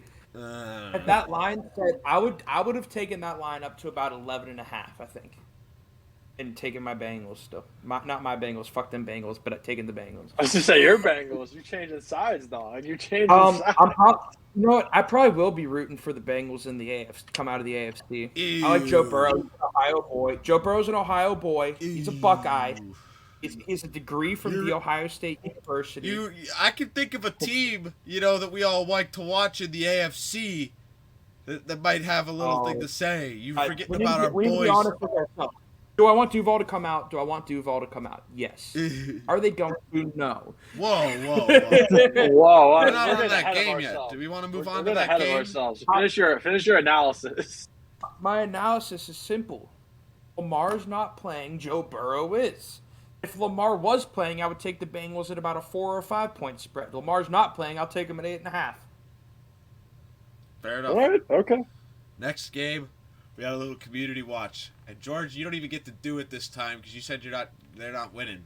Me and Oh, I James want them can to win it go all. I want the Jaguars to win it all. I Duval for the boys because you I don't think believe in they'll- them. Duval. I George. don't think they're. I don't think they're either. I don't think they're winning either. I want them to. But I don't think they are. What? You're crazy. Because for my lock of the cheer- week, give I me cheer with Jaguars my plus heart. 1.5. Listen, I cheer with my heart, but I make weekly pick'ems with my brain. No. This is, I'm telling you, this is the easiest pick ever. I would take this spread if it were minus 8.5. I'd take this if it were minus 10. But I'm not, I'm just saying, Jaguars are going to whoop these Chargers. Herbert isn't even going to throw for over 200 yards. It's going to be a shootout, but without one side shooting. The Chargers are just going to get shot out. Shut out. I'm talking like a 20-point win here. It's going to be scary. All right, George. Would you like to go first, or would you like me to go first? Go ahead, let's hear what you got to say, James. Yeah. I mean, just looking at this line, I know Jacksonville's hot right now, but there's a man on the Chargers by the name of Justin Herbert, and that man is gonna have a day. Trevor's hair is better. I believe in him. I believe he is going to have an amazing playoff debut, and he will overcome Brandon Staley's coaching deficiencies, and they will win this game. I think it will be a shootout game. I'm not going to count on the Chargers defense to do anything crazy. They're capable of it, but I won't count on it. I think Doug Peterson knows what he's doing and is going to have Trevor Lawrence run a good offense. But Herbert's been in more close games than Trevor Lawrence has, been in the NFL longer. It's his first taste of the playoffs, and I think he wants to win. I think he wants it more than Trevor. So give me the Chargers and Justin Herbert to throw over 300 yards. Listen, we've got 300 yards, We've got 3 two Goldilocks touchdowns. fighting, bro. Our Goldilocks is better. No, you know what, Niter? I have permission to do something. What? What? Fuck this Chargers pick. I'm going Duval. I told you, bro. It's not your I loss. see we're just allowing changes of picks not your now. luck. All right. I got 2 reasons. All right, let's hear your reasons, and then we'll see if we justify the court rules in your favor. I mean, I'm going to rule it because it just benefits me because I'm behind by so much. I rule in favor of it. But Yeah, James needs this pickup point. I need you guys to be different than me. Here's why. The Chargers have a better roster. Yes. But who is the coach of the Chargers? Brandon Staley. I think Brandon Staley fucking sucks. I think Brandon Staley has the most talented roster in the whole freaking league, maybe outside of the 49ers or Bills, and I think he's a 5 seed right now. I think Brandon Staley could be fired after this year. I watched Brandon Staley try to throw a game to the Cleveland Browns. He had the game locked up. He might as well have taken knees, and somehow the Browns were kicking a game-winning field goal. Too bad Cade York sucks. You know who coaches the Jacksonville Jaguars? Dougie Peterson, Mr. Super Philly Bowl special. champion. Mr. Philly Doug special himself. You know who the greatest high school football player in the state of Georgia ever is? Trevor Lawrence. You want to know what Justin Herbert's not the greatest Georgia high school football player ever? Give me Duval. I'm telling you, Trevor's hair is better, therefore we will win. Hey, loser. Herbert's about to show y'all why. Oh, Rest dude, in they peace, should Justin put that bet on. They should put that on. All right, but we Complete get into the fair. next game because this one appears to be the largest spread of all the games. Bills at home against the Dolphins. Dolphins are getting 13.5. I don't know how you guys feel about this one. But, Oh wait, we're supposed to pick every game. I don't think I picked every game. well, Yeah, we're supposed to pick every game. I think You're right. You picked. I mean, George, I think you just picked all but one game. Yeah, I did do that. All right. I didn't No pick worries. Vikings. We can do it as we go. We can do it as we go, though, because Yeah, it's fine. It's fine. we will be going. At first I didn't like this spread, but I think the Bills are just gonna win this game. You know, they seem to be hitting, like, they're on a 7-win streak right now, right? Like I believe so. They're hot. They are getting games done, and I don't think this. I mean, this Dolphins team is talented, but it comes in waves. They win 3, they lost 3, they won 5, they lost 5. They won this one. I think they might go to lose another one and finish their perfect wave.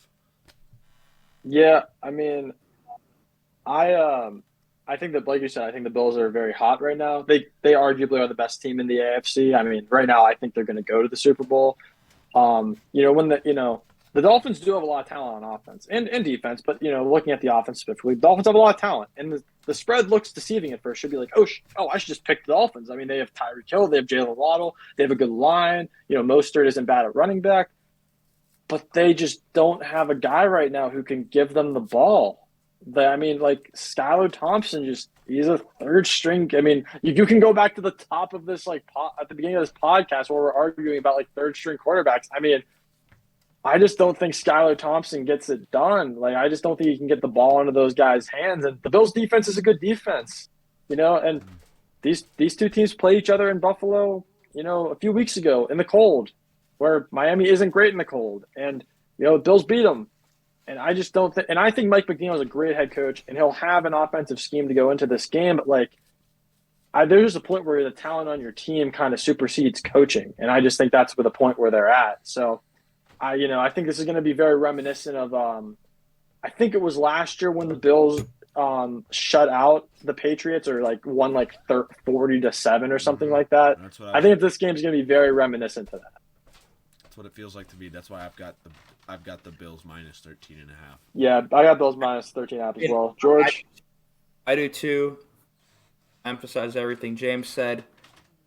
And I just don't think the Dolphins have a glimmer of hope. I also heard everything would have to go. I heard Mike. They took Micah Hyde off IR. That's an all-pro safety that hasn't played for them all year. Oh, he's off of IR. That's big. They brought him up. They just brought Micah Parsons off IR and put Cole Beasley on the active roster too.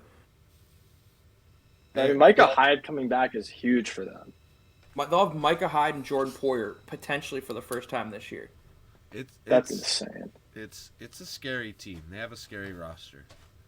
Where are we going? We don't seem to be arguing that much on that one. Next, this is gonna be a contentious one. I think I've been very down on one of these teams. I've been down on both of these teams all year. Actually, what am I talking about? Bucks, Cowboys, minus 2.5 for the Cowboys favorite. This is another interesting one. This is one of the ones that I think. This might be the best QB matchup. Not performance-wise, just name-wise, I think. I mean, I think you could argue the Trevor Lawrence, Justin Herbert one might be better, but this is close. They're the young guns. They're the young guns of the league. These guys are... These are your veteran quarterbacks. You two are on Tampa. I want to hear your Tampa. Schneider and I are on Tampa. I want to hear your Tampa argument, and then I want to come back with my Dallas argument. I'm gonna. My Tampa argument is very simple. Tom Brady has started playing football again at the end of the season, and I think the Cowboys are bad. I think this last week showed it. I think the Cowboys are, it's real nice that you can score 40 points a week, I guess sometimes, but when if you don't do it when it matters, it doesn't matter. That's what I say. I think playoffs, it's a one and done scenario, and it's a battle of who's you got running your team. Give me Tom Brady over Dak Prescott any day of the week.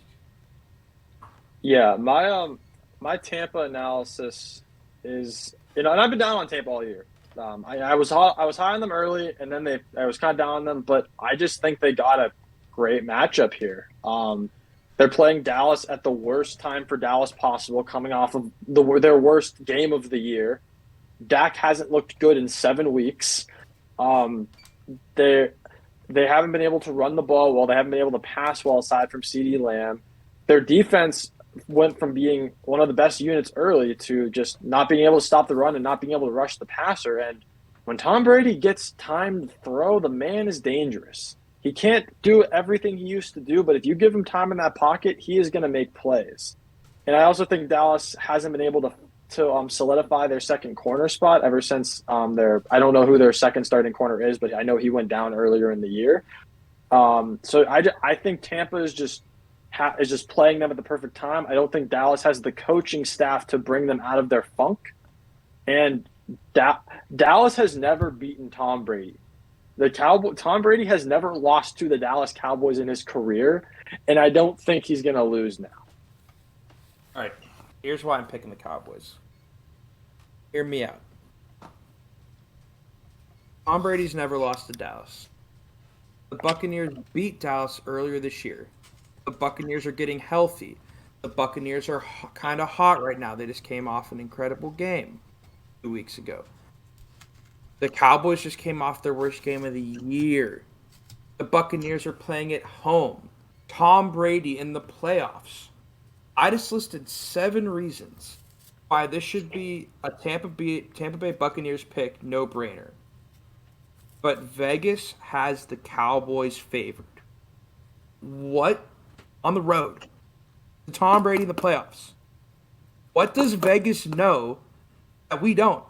Every bettor in America, every bettor in America is going on these Buccaneers plus 2.5. It makes too much sense. So out of a pure conspiracy that Vegas knows something we don't, I'm rocking Dallas.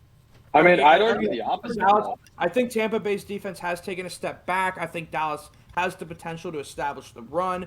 I don't think Dak Prescott's going to have 2 repeat games like that. And I think Dallas has the defense where if they could get after Tom Brady and they have the personnel to do it, it could be a nightmare. Yeah, wait, for doesn't Tampa. this show that Vegas, I get that Vegas thinks that the Cowboys are going to win, but my point is,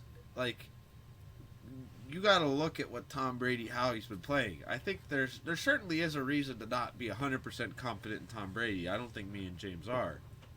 I think we're just saying, situationally, it seems everything goes against Dallas right now. And I mean, just to talk about the spread really quickly. I would argue that I just told you 7 reasons that you shouldn't pick Dallas.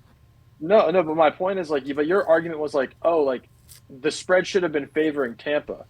Dude, if we really want to talk about the spread here, before last week the spread was probably 7 to 8 points in favor of Dallas, even with the Bucs having a home field. That game alone took them down by 6 points.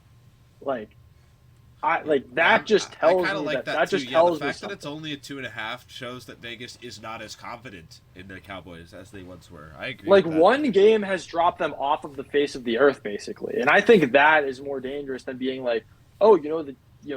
because Dallas should be favored by a lot and they're just not. I think that's dangerous. All right, I have some not so breaking news to interrupt this conversation real quick. All right. Okay. There are heavy rumors swirling around a C.J. Stroud return to Columbus next year. That's rumors are really so heavy that Will Levis's and Bryce Young's being picked number 1 overall odds both of them became twice as likely. Wow, Vegas. Maybe we should talk about his last game. He played well. He played very well. We haven't talked any CFB. I'm down to talk college football on the podcast. If you guys we can talk about that. After the NFL playoffs, we'll talk a little college football. You need a whole 2 months to cool down. Yeah. All right. I mean, I'm cool talking about it. George might not be. CJ Stroud only has 3 more days to declare, or he literally can't. So, all right, yeah. We'll see. But I think I'll start this next conversation because I got my lock here. Ooh. Got my lock on the Vikings -3, and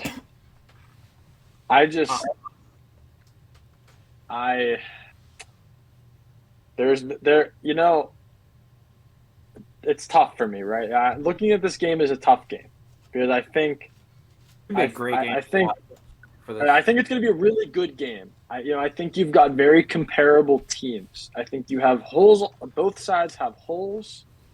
Both sides have very good offensive coaches. The Giants have basically only been in close games the whole year. Same with the Vikings, although the Vikings have had a few terrible games and a few good games. But like the Giants have just kind of like with their limited talent done really well. It's gonna be a tough game.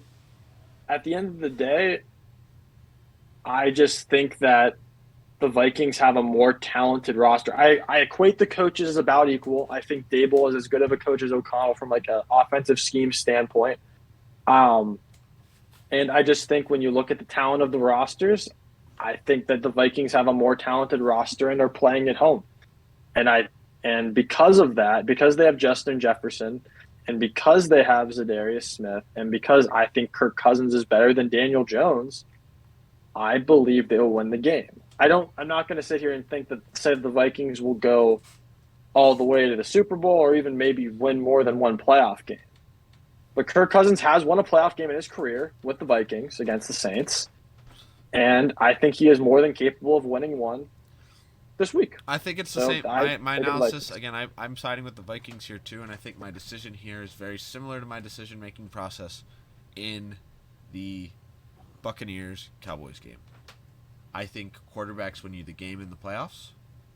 I think you take the better quarterback. And I think if you're taking the better quarterback here, you're taking Kirk. You're taking Mr. Gold Chains, swagging his thing all the way to the big thing. I think they can go far. I think they've got really talented offense that can shoot with any other offense in the league right now. And I think Jay Jettas is the best receiver in the league right now. So put all that together, I think you have a guy who can make anything happen in the playoffs. All right. I agree with my counterparts in that the two most important things when a playoff game are your quarterback and your coach. I think you guys have it wrong on who's the best quarterback and who's the best coach in this matchup. Ooh.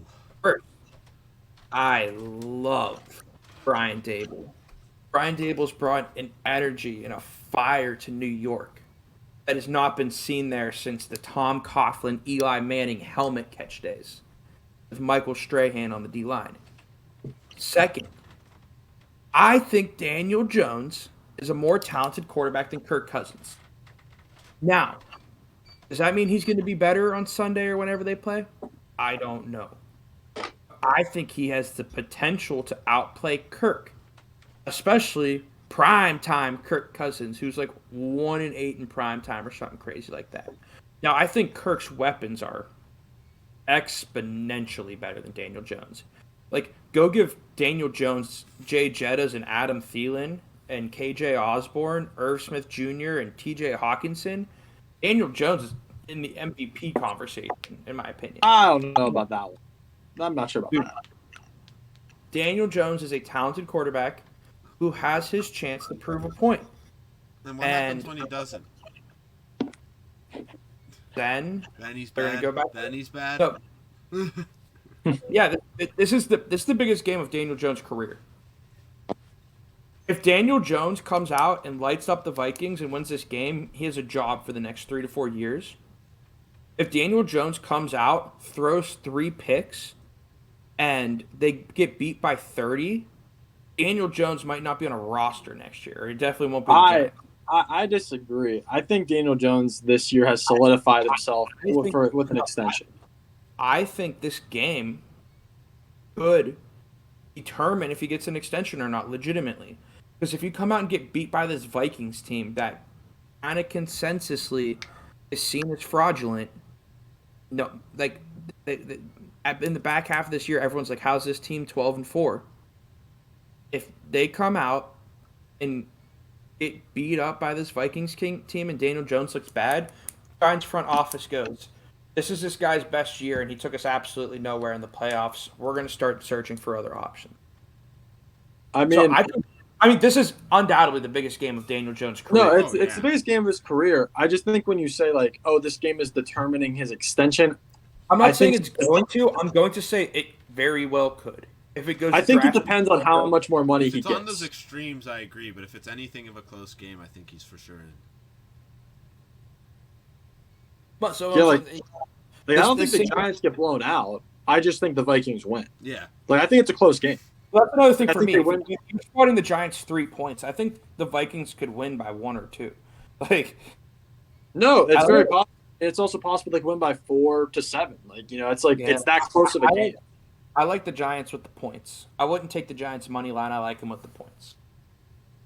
That's fair. Like, yeah, like we all agree it's a very close game. Yeah. Like, it's tough to. I would like to think this is going to be the closest game of Wild Card Weekend. I would agree. I think Chargers Jags might be a little closer, but I Could be. also think that that's going to be a Yeah. shootout, so I probably shouldn't be saying that.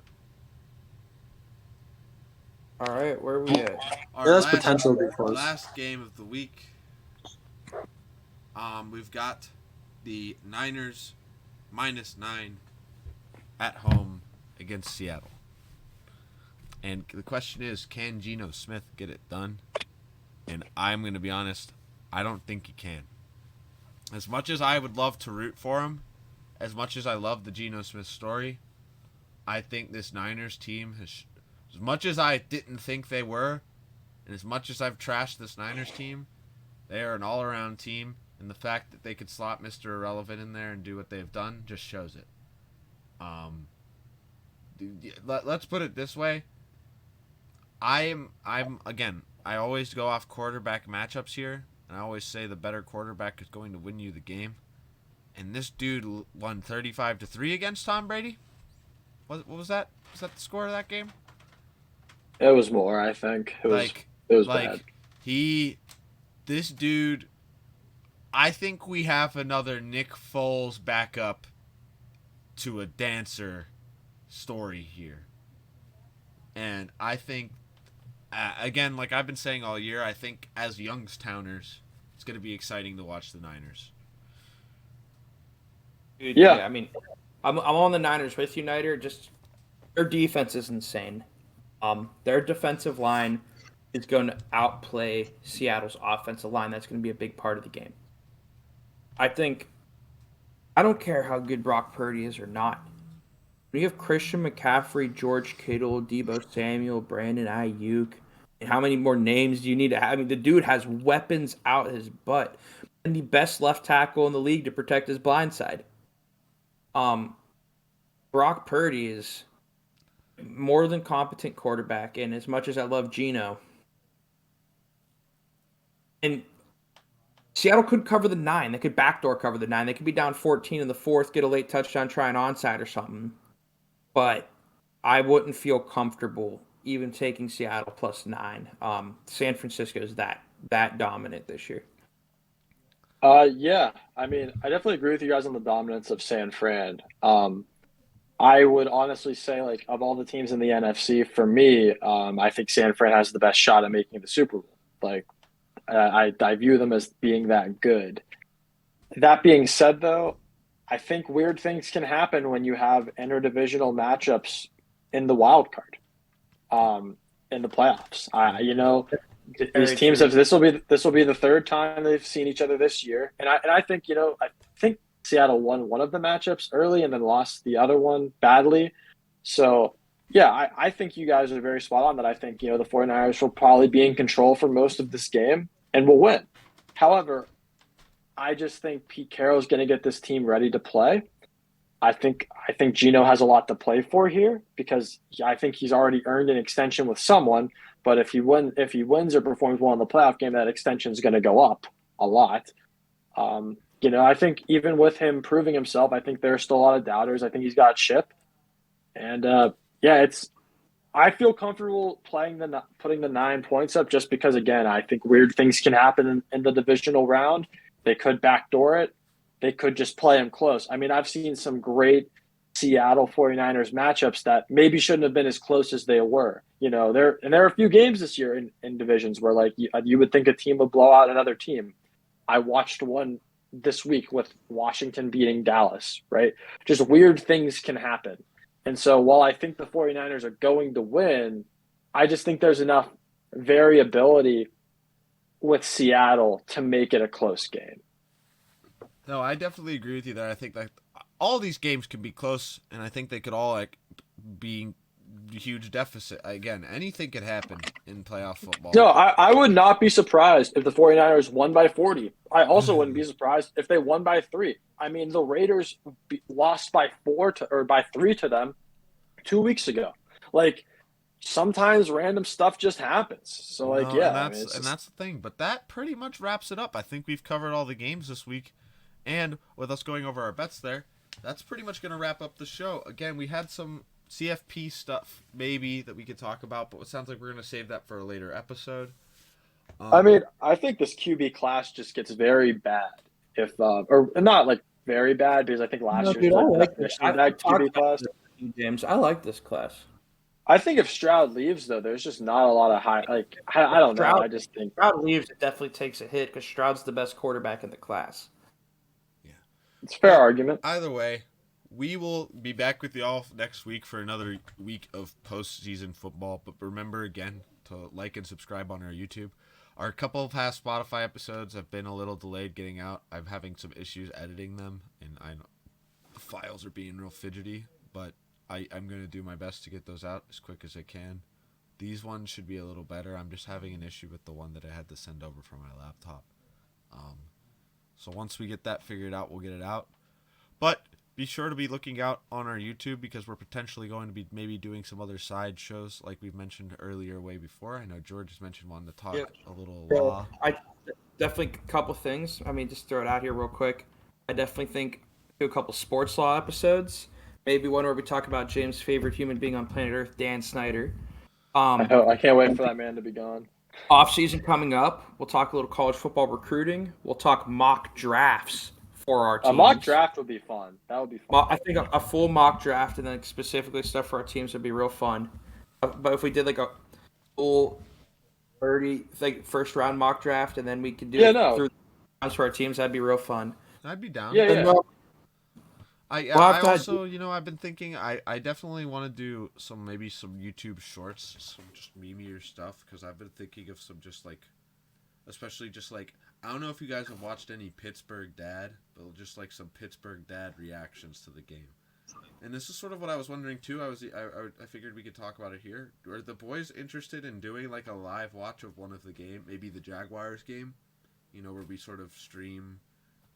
It wouldn't be us. We obviously can't stream the game, but you know how people stream. But you'd have to watch it on your TV.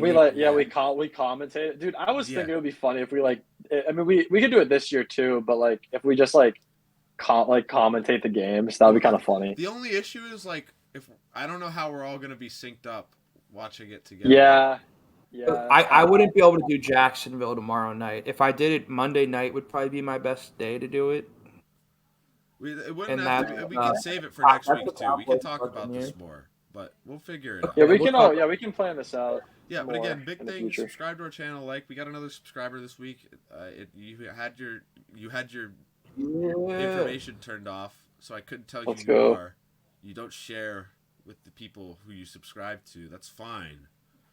But we're slowly growing. We are looking for more people to get involved, and we thank you all for tuning into our episode each and every week. We really have a good time doing it. We're just happy to have the opportunity to get together and talk about stuff we like for a couple hours once a week, especially like now that we're back to where we usually are, where we're a little bit more separated from each other. So, definitely. It's good to get to talk football. It's the same season's wrapping up, but I think it's going to be a real good end of the season. Yeah. It's sad that none of our teams got in. I thought the Steelers were going to do it. I really did. I thought they were too. That would have made the loss 10 times more depressing for me. Now I don't care. Steelers missed the playoffs. That's fine. Welcome to the club, I'm not brother. depressed about us not making it, because honestly, I think we would have gotten embarrassed in the first round. By the Bills, yeah. Yeah. So it's like, I'd honestly rather this not be Kenny's first playoff appearance. I honestly think the Bills-Steelers would have been a better game than the Miami Bills, to be honest. I think it would have been too. I think because our defense would have actually been there this time. We don't talk too much of that. We're right at that 2 hour-ish mark, so I think we could wrap things up here. If you guys got any closing remarks, some final statements before we wrap it up? Aside Hey, from real just quick, thanking let's close everyone that for real quick. watching. Wait, real quick. Let's throw this out here real quick. Everyone, Alright, pick your Super Bowl champion. Just throw a team out there. Oh, Wait, the I- Super Bowl I actually- champ or the Super Bowl matchup? So this is an interesting one of the bets on BetMGM. You bet $25 on a champ now, and if that team wins, you not only get your money for them winning, but you get $3 additional for every touchdown they score during the postseason. And I'll tell you my pick because I'm keeping it. The Chiefs. Chiefs are gonna light this postseason up. Well, who do you think's making it for the NFC though? Let's just give the matchup Eagles. for the winner. Eagles. All right, George. 49ers, Bengals. Who wins? Bengals. I think it's Bills 49ers and Bills win. We've all got different matchups. Look at that. Look at that. We're all taking one of the big three out of the AFC. Yeah, I mean, I mean, one of them has to make it. yeah, one of them. If they don't, that would be crazy. That I listen. I would love to see the Jaguars there. Don't get me wrong. I just don't that would see be it sick, happening. I mean, yeah, if it's not one of those three teams, I think it would be the Chargers over Jacksonville Yeah. because I just think the Chargers are going to win. But if it's not one of those three, it would be an insane playoff run, which would be crazy. Yeah. So So that'd be fun. I'm real down to see it, but we'll be signing off here. So thank you all again. But for yeah, tuning in thanks this everyone episode. for watching. Yep. Appreciate it. Thank you. Thanks, We'll be out of everyone. here. Bye bye. And Bye. one more time for the boys. 3, 2, 1. Duval. Little Duval. Thank you. We'll be rooting for them on the way out. Root for our boys. Trevor Lawrence needs it. His golden locks are going to win it for us. We're out of here, though. Ciao.